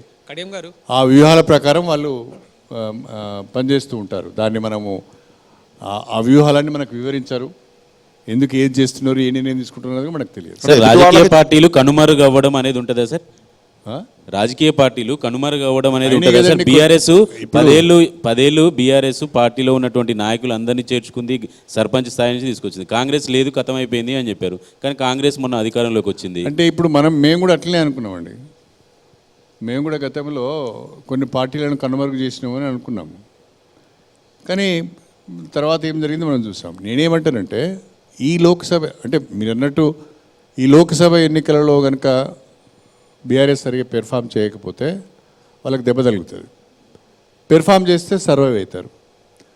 పెర్ఫామ్ చేయకుండా నిలబడి కొట్లాడితే సర్వైవ్ అవుతారు. మళ్ళీ అది వాళ్ళ పనితీరు మీద, కొట్లాట మీద, ప్రజా సమస్యలపైన పోరాడే తీరును బట్టి ఉంటుంది. కడియం గారు, కావ్యకి ఎందుకు మైక్ ఓటేయాలంటే దగ్గర పెట్టుకోండి, అడగండి. కడియం గారు, కావ్యకు ఎందుకు ఓటేయాలంటే ఏం చెప్తారు? కావ్య రాజకీయాలకు కొత్త. She's white paper. ఆమె పైన ఏ రకమైన ఆరోపణలు చేయడానికి అవకాశం లేదు. ఫ్రెష్గా రాజకీయాలకు వస్తున్నది. Moreover she's young.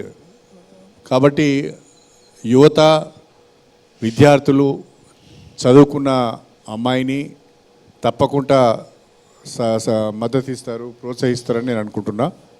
కొత్త వాళ్ళను రాజకీయాలలోకి తీసుకురావడం, వాళ్ళని ప్రోత్సహించడం ద్వారానే రాజకీయాల్లో కొంత ప్రక్షాళన జరగడానికి అవకాశం ఉంటుంది. కాబట్టి డాక్టర్ కడియం కావ్య గారిని తప్పకుండా వరంగల్ పార్లమెంట్ ప్రజలు, ప్రత్యేకించి యువత, విద్యార్థులు ఆశీర్వదిస్తారు, మద్దతు తెలుపుతారని నేను అనుకుంటున్నాను. కడియం శ్రీహరి గారి కూతురుగా కాకుండా కడియం శ్రీహరి బిడ్డను మతం పేరుతో బీజేపీ, ప్రాంతం పేరుతో బీజేపీ వేరు చేసి చూపిస్తుంది. మహమ్మద్ కావ్య నజీర్ అంటుంది.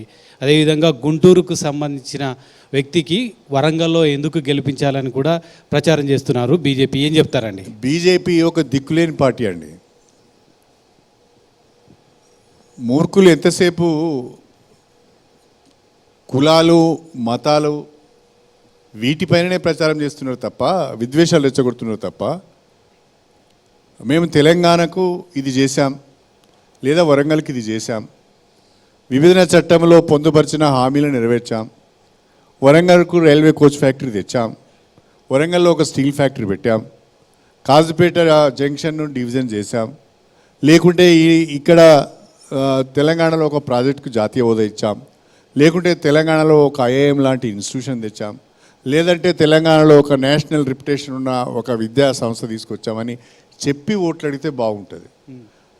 అది ఏమీ లేనప్పుడు, చెప్పుకోవడానికి ఏమి లేనప్పుడు, బీజేపీకి ఒక విధానం అంటూ లేనప్పుడు ఇలాంటి చౌకబారు మాటలను మాట్లాడతారు.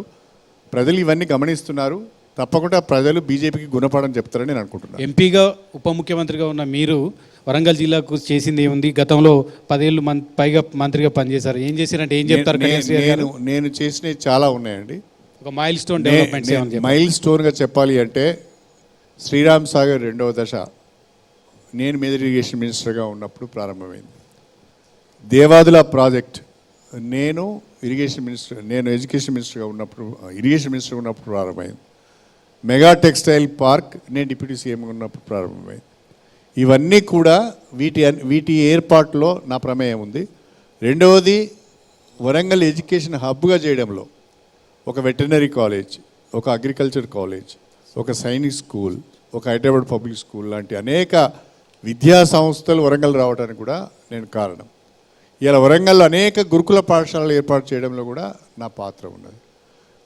ప్రతి విషయంలో నేను ఏనాడు ఏ అధికారంలో ఉన్నా, నాకు ఏ అవకాశం వచ్చినా నా జిల్లాకు ఉపయోగపడే విధంగానే పనిచేశాను తప్ప నా స్వార్థం కొరకు పనిచేయలేదు. సార్, మీ ఫోన్ ట్యాప్ అవ్వలేదు, ఓకే. ఒకవేళ మీరు సుదీర్ఘకాలంగా ఆ పార్టీలో ఉన్నారు కాబట్టి, ఒకవేళ కేసీఆర్ సొంతంగా ఆ పార్టీ నేతల ఫోన్లో ఏమైనా ట్యాప్ చేయించి ఉంటారా? అందులో భాగంగానే రాజయ్య ఎమ్మెల్సీ కవితకు అర్ధరాత్రి కాల్ చేశాడు కాబట్టి డిప్యూటీ సీఎం పదవి కోల్పోవాల్సి వచ్చింది, మంత్రి పదవి నుంచి బర్తరఫ్ అయ్యాడు అనేది కూడా ఒక ఆరోపణ వినిపిస్తుంది. అది నేను కూడా విన్నానండి, కానీ పూర్తి సమాచారం నాకు తెలియదు. అంటే సొంత పార్టీ నేతలది, అంటే వాళ్ళే కూడా ట్యాప్ చేయించి పూర్తి సమాచారం నాకు తెలియదు, కానీ నేను కూడా ఎవరో చెప్తే నేను కూడా విన్నాను ఆ మాట. అంటే ఈ విషయం మీ దృష్టికి వచ్చిందా సార్?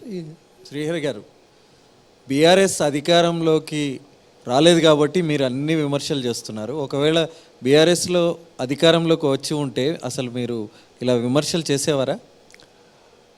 నేను అధికారం ఉన్నప్పుడు, డిప్యూటీ సీఎంగా ఉన్నప్పుడే అనేక విధానపరమైన నిర్ణయాలపైన నేను డిఫర్ అయ్యాను కాబట్టే 2018లో అధికారంలోకి వచ్చిన తర్వాత నన్ను పక్కన పెట్టారు. కానీ ఇప్పుడు అధికారంలోకి ఒకవేళ ఈయన వచ్చి ఎప్పుడు ప్రశ్నిస్తూ ఉంటాడు. సార్ ఇప్పుడు అధికారంలోకి వచ్చి ఉంటే కడియం శ్రీహరి రాజీనామా నేను అధికారం ఉన్నప్పుడే ఆ పని చేశానండి. అధికారం వచ్చినాక కాదు, అధికారంలో ఉన్నప్పుడే ఆ పని చేశాను. ఈ రాజధాని గురించి మాట్లాడు కాదు, కానీ అధికారంలో ఉన్నప్పుడు ఇప్పుడు నేను ఇంతకుముందు చెప్పాను కదా, మా జిల్లాను 6 ముక్కలు చేసినప్పుడు నేను తీవ్రంగా విభేదించాను. అది కూడా నాకు నష్టం జరిగిందని నేను చెప్పాను కదా. సార్ మీరు చెప్పినట్టు వరంగల్ని జిల్లాని ఇన్ని ముక్కలు చేయడం మీకు ఇష్టం లేదని చెప్తున్నారు. ఇప్పుడు ఏమైనా అవకాశం ఉందా సార్? చర్చ జరుగుతుంది, కాంగ్రెస్ ప్రభుత్వం మళ్ళీ జిల్లాల్ని తగ్గించే అవకాశం ఉందనే చర్చ జరుగుతుంది. వరంగల్ని మళ్ళీ మీరు ఏకం కావడానికి, అంటే తగ్గించడానికి, కలపడానికి మీరు ఏమన్నా ఇనిషియేట్ తీసుకుంటారా? వరంగల్ని ఏం చేయబోతున్నారు సార్? గౌరవ ముఖ్యమంత్రి గారు ఒక స్టేట్మెంట్ ఇవ్వగా నేను చూశానండి. ఈ జిల్లాల పునర్విభజనకు సంబంధించి ఒక కమిషన్ వేస్తాము, ఆ కమిషన్ నాన్ పొలిటికల్గా ఉంటుంది, ప్రజలందరి అభిప్రాయాలు తీసుకొని ప్రజలకు అనుకూలంగా ఉండే విధంగా జిల్లాలో ఏర్పాటు చేస్తామని చెప్పారు. ఆ కమిషన్ వచ్చినప్పుడు తప్పకుండా నా వైపు నుంచి నా జిల్లా ప్రజలకు ఏది ఉపయోగమో సార్ ఆ పద్ధతిలో నా రిప్రజెంటేషన్ కూడా ఉంటుంది. సార్ ఇప్పుడు మళ్ళీ బీఆర్ఎస్లోకి రాజయ్య రీఎంట్రీ ఇచ్చారు. బీఆర్ఎస్లోకి రాజయ్య రీఎంట్రీ ఇచ్చాడు. యాక్చువల్గా ఈ పార్లమెంట్ ఎన్నికల్లో మీకు వ్యతిరేకంగా ఫైట్ చేయడానికి, మీకు వ్యతిరేకంగా పనిచేయడానికి రాజయ్యను ఒక బాణంలా కేసీఆర్ వాడతారని మీరేమైనా అనుకుంటున్నారు? 100% మీరు చెప్పింది 100%. రాజయ్య గారిని ఇష్టం లేకున్నా పార్టీలోకి తీసుకోవడానికి కారణం ఏంటి అంటే నన్ను తిట్టించాలని, నా పైన వ్యక్తిగతంగా విమర్శలు చేయాలని, నా పైన వ్యక్తిగతంగా దాడులు చేయాలని, నా కుటుంబం మీద దాడి చేయాలని, మా పిల్లల మీద దాడి చేయాలని. ఇక ఆయన చూస్తున్నాం కదా, ఆయన తొడలు కొడతాడు, వేదికలపైన డ్యాన్సులు చేస్తున్నాడు. ఇక అది ఒక రకంగా మీ దగ్గర కూడా అస్త్రాలు ఉంటాయి కదా, మీ దగ్గర కూడా అస్త్రాలు ఉంటాయి కదా, జుగుప్సాకరంగా ఉంది. ఇక నేను ఆ స్థాయికి పోయి మాట్లాడడం బాగుండదు. శ్రీహరి గారు, ప్రధానంగా తెలంగాణలో ఎస్సీ వర్గీకరణ మీద గత కొంతకాలంగా ఫైట్ జరుగుతుంది. మీరు కూడా ఆ జాతికి సంబంధించిన బిడ్డనే. బీజేపీతోనే ఎస్సీ వర్గీకరణ సాధ్యమని మందకృష్ణ మాదిగ అంటున్నారు. ఆ పార్టీకి మద్దతు ప్రకటించారు. ఆ పార్టీ నుంచి కొంతమంది ఎంపీ అభ్యర్థులు కూడా మందకృష్ణ మాదిగ బరిలోకి దింపారు. నిజంగా ఎస్సీ వర్గీకరణ జరుగుతుందా? ఒకవేళ కాంగ్రెస్ పార్టీ వైపు నుంచి మీరు ఎటువంటి ఒత్తిడి తీసుకొస్తారు? కాంగ్రెస్ పార్టీ నుంచి ఈ ఎస్సీ వర్గీకరణ మీద మీ స్టాండ్ ఏంటి? మందకృష్ణ మాదిగ స్టాండ్ కరెక్టేనా కాదా? షెడ్యూల్ కులాల వర్గీకరణకు నేను కట్టుబడి ఉన్నాను. నేను దాన్ని మనస్ఫూర్తిగా నమ్ముతాను కూడా. అందరికీ రాజ్యాంగం కల్పించిన రిజర్వేషన్లు అందరికీ సమపాలలో అందాలనేదే నా యొక్క అభిప్రాయం.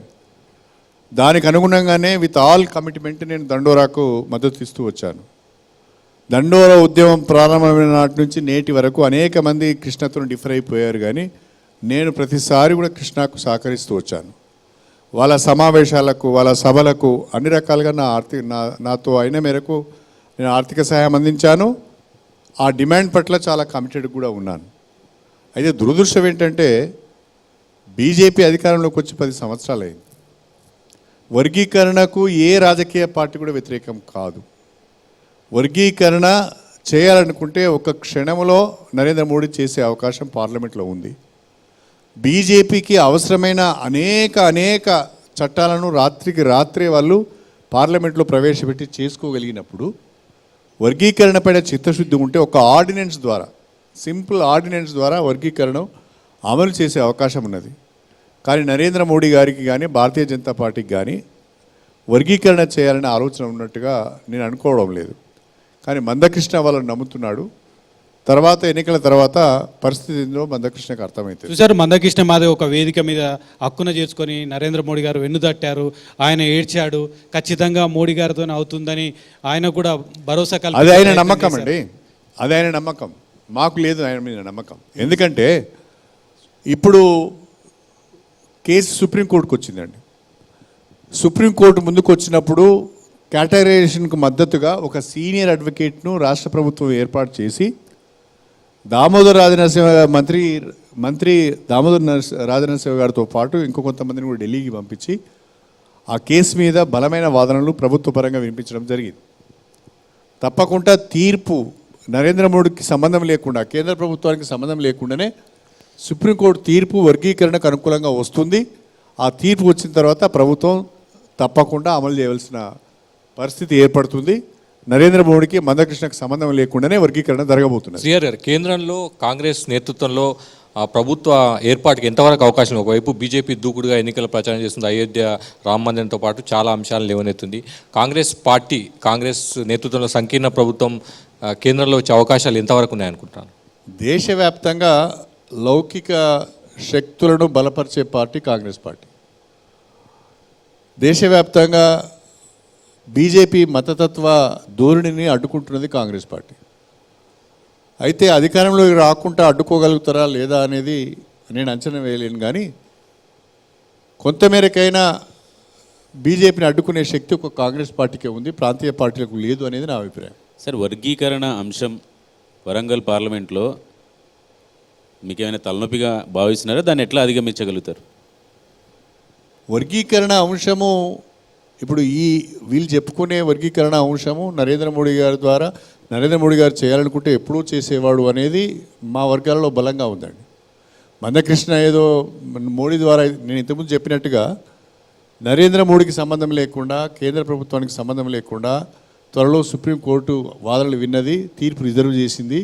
ఆ తీర్పు మాకు అనుకూలంగా రాబోతున్నది. సుప్రీంకోర్టు ద్వారా వర్గీకరణ జరగబోతున్నది. సార్, తెలంగాణలో కాంగ్రెస్ పార్టీ మాలలకు టికెట్లు ఎక్కువ ఇచ్చింది, మాదిగలకు తక్కువ ఇచ్చింది అనే అంశాన్ని పట్టుకొని మందకృష్ణ ఎజెండాగా తీసుకుంటున్నారు. దాన్ని ఎట్లా ఓవర్కమ్ చేయగలుగుతారు? పార్టీ నిర్ణయాన్ని నేను ప్రశ్నించే పరిస్థితి లేదు. పార్టీ మాకు ఒక అవకాశం ఇచ్చింది. ఆ అవకాశాన్ని సద్వినియోగం చేసుకొని ప్రజల్లోకి వెళ్ళి ప్రజల మన్ననలను పొంది గెలవాలనేది లక్ష్యంగా పనిచేస్తాం తప్ప మిగతాది. సార్, కల్నాయక్ అనే పుస్తకానికి సంబంధించి మీకు ఏంటి దాంట్లో వచ్చినటువంటి ఆరోపణలు మీ మీదనే ఎక్కుపెట్టి చేశారనేది? కల్నాయక్ అనే పుస్తకం, దాని గురించి చెప్తాను. కల్నాయక్ పుస్తకం ఏంటిది? కల్నాయక్ అనే ఒక పుస్తకం రాశారు. ఆ పుస్తకంలో ఉన్న వివరాలన్నీ కూడా కడియం శ్రీహరికి సంబంధించినవే అని. ఎవరు రాసిళ్ళు? వరంగల్కి సంబంధించిన ఒక వ్యక్తి ఎవరు రాశారు తెలియదు నాకు, నేను చూడలేదు. సార్, ఇంకోటి, మీరు బీఆర్ఎస్ పార్టీని వదిలిపెట్టి వచ్చేటటువంటి సమయంలో ఒక లేఖ రాశారు. అందరూ జనరల్గా వెళ్ళిపోయారు, కానీ కడియం కావ్య మాత్రం ఒక లేఖ రాసింది. ఇందులో ఉన్న అవినీతి చూడలేకపోతున్నాం, అదేవిధంగా చాలా అంశాలు ఉన్నాయి. ఎవరు కదండి, ఒక మాటలో చెప్పాలి అంటే కవిత అరెస్ట్, లిక్కర్ కేసులో వారి ప్రమేయం ఉన్నదని ఆరోపణ వచ్చి ఆ కేసులో ఆమె అరెస్ట్ అయిన తర్వాత చాలా పెద్ద దెబ్బ బీఆర్ఎస్ పార్టీకి తగిలిందండి. కానీ మీరు ప్రజల్లోకి వెళ్ళింది బాగా.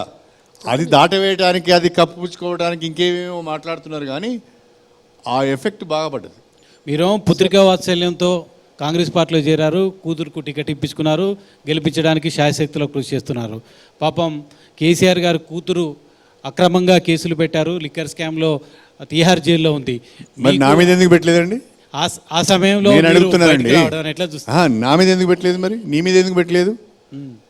ఇప్పుడు ఎక్కడో చిన్న ఎవిడెన్స్ లేకుండా అంత పెద్ద వ్యక్తుల పైన కేసులు పెట్టడము అంత సులువు కాదండి. అంటే మరి అదే బీజేపీని కాంగ్రెస్ పార్టీ విమర్శిస్తుంది. ఆ లిక్కర్ స్కామ్కి సంబంధించి కేజ్రీవాల్ మీద అక్రమ కేసు పెట్టారంటారు, మీరేమో కవిత మీద మాత్రం సక్రమ కేసు అంటారు. నాకు తెలిసినంత వరకు ఎక్కడో ఏదో ఎవిడెన్స్ ఉంటేనే కేసు నిలుస్తుందండి, లేకుంటే కేసు నిలవదు. Sir, Congress party Congress party ప్రభుత్వం ఏడాది కంటే ఎక్కువ ఉండదు.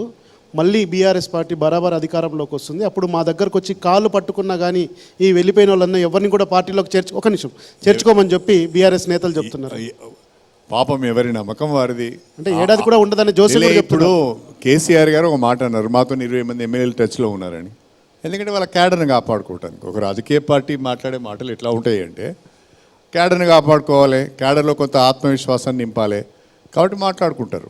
దాన్ని పెద్ద మనం అంత సీరియస్. జోసెఫ్ కూడా చెప్తున్నారు కదా, ఏడాది కంటే ఎక్కువ ఉండదు ఈ ప్రభుత్వం అని. అది ఏం జరగదండి, బ్రహ్మాండంగా ఫుల్ టర్మ్ ఉంటుంది, ఇబ్బంది ఏం లేదు. ప్రజలు ఆశీర్వదిస్తే మళ్ళీ వస్తారు. శ్రీహరి, ఏదో ఒక ఆధారం ఉంటేనే కవిత పైన కేసు నమోదు చేస్తున్నారు. అదే కాంగ్రెస్ పార్టీ దేశమంతా తిరుగుతూ రాహుల్ గాంధీ కేంద్ర ప్రభుత్వము దర్యాప్తు సంస్థలను దుర్వినియోగం చేస్తుంది, ప్రత్యర్థి పార్టీలను దెబ్బతీసేందుకు ప్రయత్నాలు చేస్తున్నారు, అక్రమంగా జైళ్ళలో తీసుకెళ్లి పెడుతున్నారు. అక్కడ ఒక పాయింట్ ఉందండి. అక్కడ ఒక చాలా ముఖ్యమైన విషయం ఏంటి అంటే, ఎవరైతే అవినీతి ఆరోపణలు ఎదుర్కొంటున్నారో, ఎవరైతే అక్రమ ఆస్తులు సంపాదిస్తున్నారో, వాళ్ళపైన ఏదో ఒక ఆరోపణ వచ్చినప్పుడు ఆ ఆరోపణ వచ్చిన వాళ్ళు బీజేపీలో చేరితే వాళ్ళందరూ కూడా ఆ కేసుల నుంచి తప్పించుకుంటున్న ఉదాహరణలు చాలా ఉన్నాయి. ఎవరైతే బీజేపీ ఫోల్డ్లోకి పోతలేరో ఆ ఆరోపణలను ఎదుర్కొంటున్నారో వాళ్ళపైన కేసులు అవుతున్నాయి. కాబట్టి కొంత రాహుల్ గాంధీ గారు అనే దాంట్లో వాస్తవం ఏంటి అంటే ఆరోపణలు ఎదుర్కొన్న వాళ్ళు బీజేపీలోకి వెళ్ళగానే పునీతులు ఎట్లా అవుతున్నారు, వాళ్ళ తప్పులని ఎట్లా, వాళ్ళ మీద ఉన్న కేసులని ఎట్లా పోతున్నాయి అనేది వారు అడుగుతున్న ప్రశ్న. అది కరెక్ట్ సార్. ప్రభుత్వం కూలిపోతుందని బీఆర్ఎస్ నేతలు అంటున్నారంటే వాళ్ళు ప్రభుత్వాన్ని కోల్పోయారు కాబట్టి అంటున్నారు అనుకోవచ్చు. కానీ బీజేపీ నేతలు కూడా అంటున్నారు పార్లమెంట్ ఎన్నికల తర్వాత రాష్ట్రంలో పెను మార్పులు వస్తాయి, వచ్చేది డబుల్ ఇంజన్ సర్కారే మన ప్రభుత్వాన్ని తేలిపోతుంది. అంటే మీ కాంగ్రెస్ పార్టీలోనే ఒక ఏక్నాథ్ షిండే ఉన్నాడు అని కూడా చెప్తా ఉన్నారు. ఏం జరగదండి, బీజేపీతోనే అయ్యేది ఏం లేదు. వాళ్ళు ప్రభుత్వాన్ని కూలగొట్టేది వాళ్ళతోనే 80 ఎమ్మెల్యేలు ఎట్లా కూలగొడతారండి ప్రభుత్వం? ప్రచార సభల్లో లక్ష్మణ్ కిషన్ రెడ్డి చేస్తున్న వ్యాఖ్యలు కూడా ఇవే. ఇవన్నీ మైండ్ గేమ్ అండి. ఎన్నికల సమయంలో ప్రతి రాజకీయ పార్టీ ప్రజలను కన్ఫ్యూజ్ చేయడానికి, ప్రజలను అయోమయంలో పెట్టడానికి వేసే ఎత్తుగడలు. కాంగ్రెస్ పార్టీ బీఆర్ఎస్ ఎమ్మెల్యేలను తీసుకోగలుగుతుంది కానీ బీజేపీకి ఉన్న 8 మందిలో ఒక్కళ్ళని కూడా టచ్ చేయలేదు. టచ్ చేస్తే కూలిపోవడానికి సిద్ధంగా ఉంటేనే టచ్ చేయమని చెప్తున్నారు. మీరు మీతో పాటు చాలా పెద్ద పెద్ద మాటలు మాట్లాడుతుంటారు, వాటి గురించి ఎందుకు మాట్లాడారు? పెద్ద పార్టీ కదా సార్. కడియం శ్రీహరి గారికి తెలంగాణలో చిన్న పార్టీ. కడియం శ్రీహరి గారికి ఫ్యూడల్ మెంటాలిటీ అంటే నచ్చదు, దొరల భూస్వామ్య భావజాలం అంటే అసలు నచ్చదు. ఆయన ఆ పునాదుల మీదనే పెరిగారు ఆత్మగౌరవంతో. ఒక దొరతోనే తట్టుకోలేకుండా పార్టీ నుంచి బయటకు వచ్చిన కడియం శ్రీహరి ఇంతమంది దొరల మధ్యలో ఇమడగలుగుతారా? కాంగ్రెస్ పార్టీలో అందరికి స్పేస్ ఉంటుందండి, అది మాత్రం నేను అబ్జర్వ్ చేస్తాను. దళితులకు కూడా స్పేస్ ఉంటుందా? అందరికి స్పేస్ ఉంటుంది. కాంగ్రెస్ పార్టీలో అందరికీ స్పేస్ ఉంటుంది, అందరికీ స్వేచ్ఛ ఉంటుంది, అందరికీ అవకాశాలు కూడా వస్తుంటాయి. మేము చూస్తున్నాం కదా, వాళ్ళ పనితీరును బట్టి కొంతమందికి మొన్న అసెంబ్లీలో అవకాశాలు వచ్చాయి, ఇప్పుడు కూడా అవకాశాలు వచ్చాయి. సార్, మీరు తెలుగుదేశం పార్టీ మీద ఇంకా సాఫ్ట్ కార్నర్ ఉంది మీకు. ఇప్పుడు కాంగ్రెస్ పార్టీలో ఉంది, పాత తెలుగుదేశం నాయకులు అందరు ఇప్పుడు కాంగ్రెస్ పార్టీలో ఉన్నారని చెప్తున్నారు, ముఖ్యమంత్రితో సహా. అంటే మీరంతా అంటే పాత కాంగ్రెస్ వాళ్ళకి కాకుండా కొత్తగా చెప్పాలి కాంగ్రెస్ వాళ్ళకి అవకాశాలు ఒక్క మాటలో చెప్పాలి అంటే ఎన్టీ రామారావు గారి ద్వారా రాజకీయాలకు వచ్చి నిలదొక్కున్న వాళ్ళే ఇవాళ ఉభయ రాష్ట్రాల్లో ఎక్కువ మంది ఉన్నారు. మరి ఆ పునాదులు ఎట్లా మర్చిపోతామండి? కానీ మోత్కుపల్లి నరసింహులు కూడా అప్పుడు వచ్చారు, ఆయన మీ మీద చాలా ఆరోపణలు కూడా చేస్తున్నారు. మోత్కుపల్లి నరసింహులు గారు ఎవరి మీద ఆరోపణ చేయలేదండి. మోత్కుపల్లి నరసింహులు గారు రాజశేఖర రెడ్డి మీద తీవ్ర స్థాయిలో విరుచుకుపడ్డాడు. మోత్కుపల్లి నరసింహులు గారు చంద్రబాబు నాయుడు పైన తీవ్ర స్థాయిలో విరుచుకుపడ్డాడు. మోత్కుపల్లి నరసింహులు కేసీఆర్ పైన తీవ్ర స్థాయిలో విరుచుకుపడ్డాడు.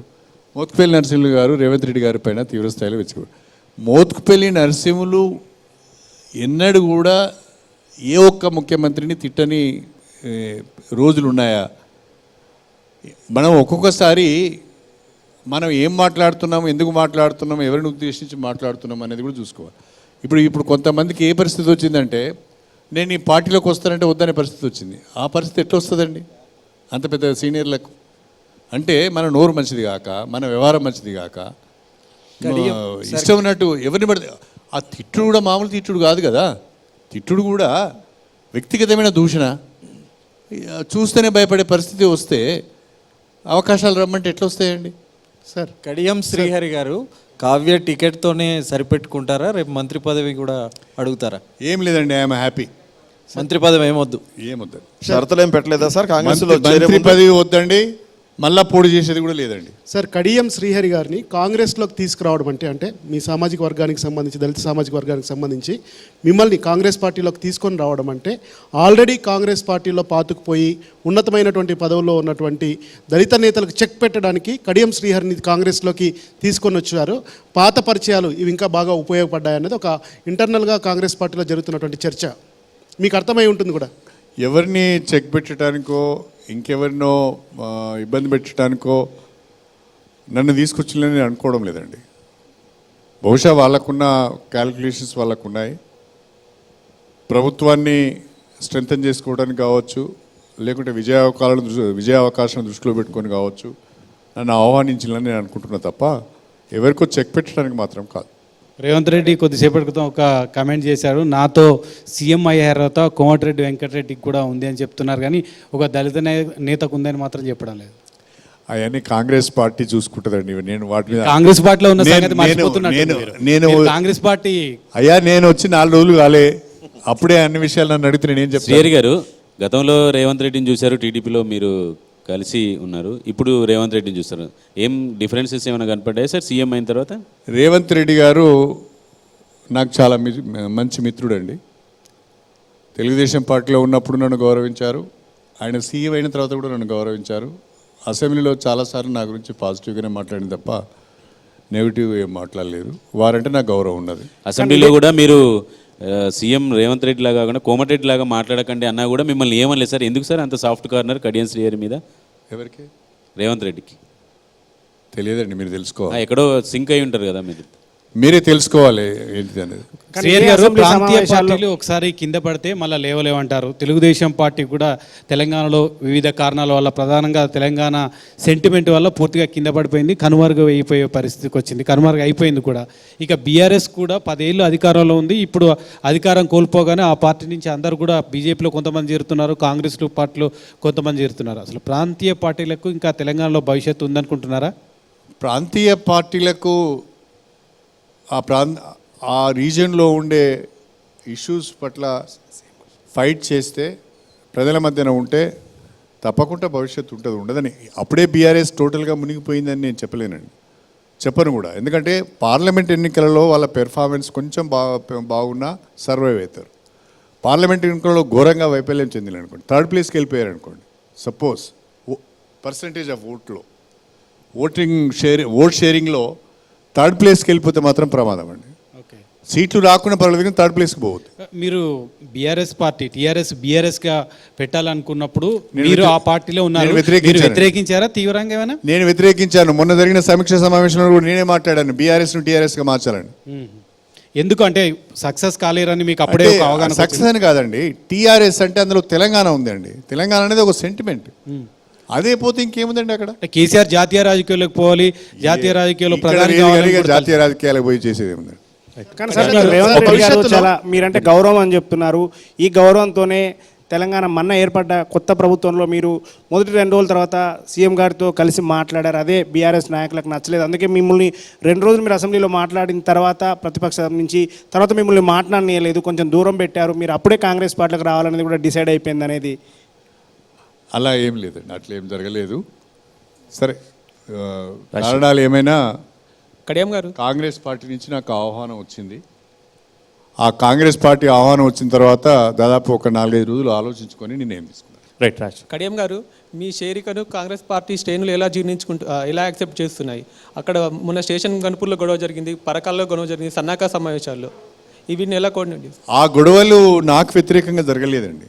ఆ గొడవలు వితిన్ కాంగ్రెస్ పార్టీకి సంబంధించి, ఉదాహరణ పరకాల్లో కొంచెం జరిగిన గొడవ వేరు. అది ఆడ వితిన్ ద కాంగ్రెస్ 2 గ్రూపుల మధ్యన జరిగిన గొడవ అది. అట్నే ఇక్కడ లింగాల గన్పూర్లో కూడా అది నా మీద జరిగింది కాదు, ఆడ కూడా సేమ్ ఒక 2 లీడర్ల మధ్యన ఉన్న గొడవ, వాళ్ళ కాంగ్రెస్ పార్టీలో ఉన్న 2 లీడర్ల మధ్యన జరిగిన గొడవ తప్ప ఇప్పటి వరకు ఏ ఒక్క సమావేశంలో కూడా మమ్మల్ని అడ్డుకోవడం కానీ, మమ్మల్ని ఎందుకు వచ్చారని నిలదీయడం కానీ ఎక్కడ జరగలేదండి. అందరూ యాక్సెప్ట్ చేశారు. రైట్. ఫైనల్గా శ్రీహరి గారు, రాజకీయ నేతలు పార్టీలు మారుతూ ఉంటారు, ఆరోపణలు ప్రత్యారోపణలు ఇవన్నీ వింటూనే ఉంటాం. అక్కడ అవునన్నది ఇక్కడ కాదనాలి, ఇవన్నీ జరుగుతూనే ఉంటాయి. కానీ ఫైనల్గా రాబోయే లోక్సభ ఎన్నికలకి సంబంధించి ఎన్టీవీ వేదికగా మీరేం చెప్పదలుచుకున్నారు ప్రజలకి? ప్రధానంగా దేశంలో మన ప్రజాస్వామ్య వ్యవస్థ ప్రమాదంలో ఉన్నది. డాక్టర్ బిఆర్ అంబేద్కర్ గారు మనకు అందించిన రాజ్యాంగాన్ని కూడా సమూలంగా మార్చేస్తామని చెప్తున్నారు. రాజ్యాంగం నుండి లౌకికవాదం అనే పదాన్ని తీసేస్తా అంటున్నారు. రాజ్యాంగం కల్పించిన రిజర్వేషన్లను కూడా ఎత్తివేస్తామని చెప్తున్నారు. అదే జరిగితే భారతదేశంలో ఉన్న దళితులు, ముస్లింలు, క్రిస్టియన్స్, మహిళలు, ఓబీసీలు అందరూ కూడా తీవ్రంగా నష్టపోతారు. దీన్ని అడ్డుకోవాల్సిన అవసరం ఉన్నది. రాజ్యాంగాన్ని మనం కాపాడుకోవాల్సిన అవసరం ఉన్నది. అంబేద్కర్ గారు ఇచ్చిన ఆ గొప్ప రాజ్యాంగాన్ని మనం కాపాడుకున్నప్పుడే మనందరికి కూడా మన బ్రతుకులకు భరోసా ఉంటుంది, మన భవిష్యత్తుకు భరోసా ఉంటుంది. దయచేసి ఆలోచించండి. కులాల మధ్యన చిచ్చు పెట్టి మత విద్వేషాలను రెచ్చగొట్టి రాజకీయ పబ్బం గడుపుకునే బీజేపీకి ఓటు వేయకుండా లౌకికవాదాన్ని సమర్థిస్తూ పేద వర్గాలను సమర్థిస్తూ అందరినీ కూడా సమదృష్టితో చూసే కాంగ్రెస్ పార్టీకి ఓటేయాలని చెప్పి నేను విజ్ఞప్తి చేస్తున్నాను. Right, thank you so much Srihari గారు. ఈరోజు క్వశ్చన్ అవర్లో పాల్గొని మా టీమ్ ఎన్టీవీ సంబంధించిన ప్రశ్నలకు సమాధానాలు ఇచ్చినందుకు మరొకసారి వారందరి తరపున కూడా మీకు ధన్యవాదాలు తెలియజేసుకుంటున్నాం. ఇది ఈనాటి క్వశ్చన్ అవర్. తిరిగి రేపు మరో రాజకీయ నేతతో క్వశ్చన్ అవర్ కార్యక్రమంలో మళ్ళీ కలుసుకుందాం. Stay tune to NTV.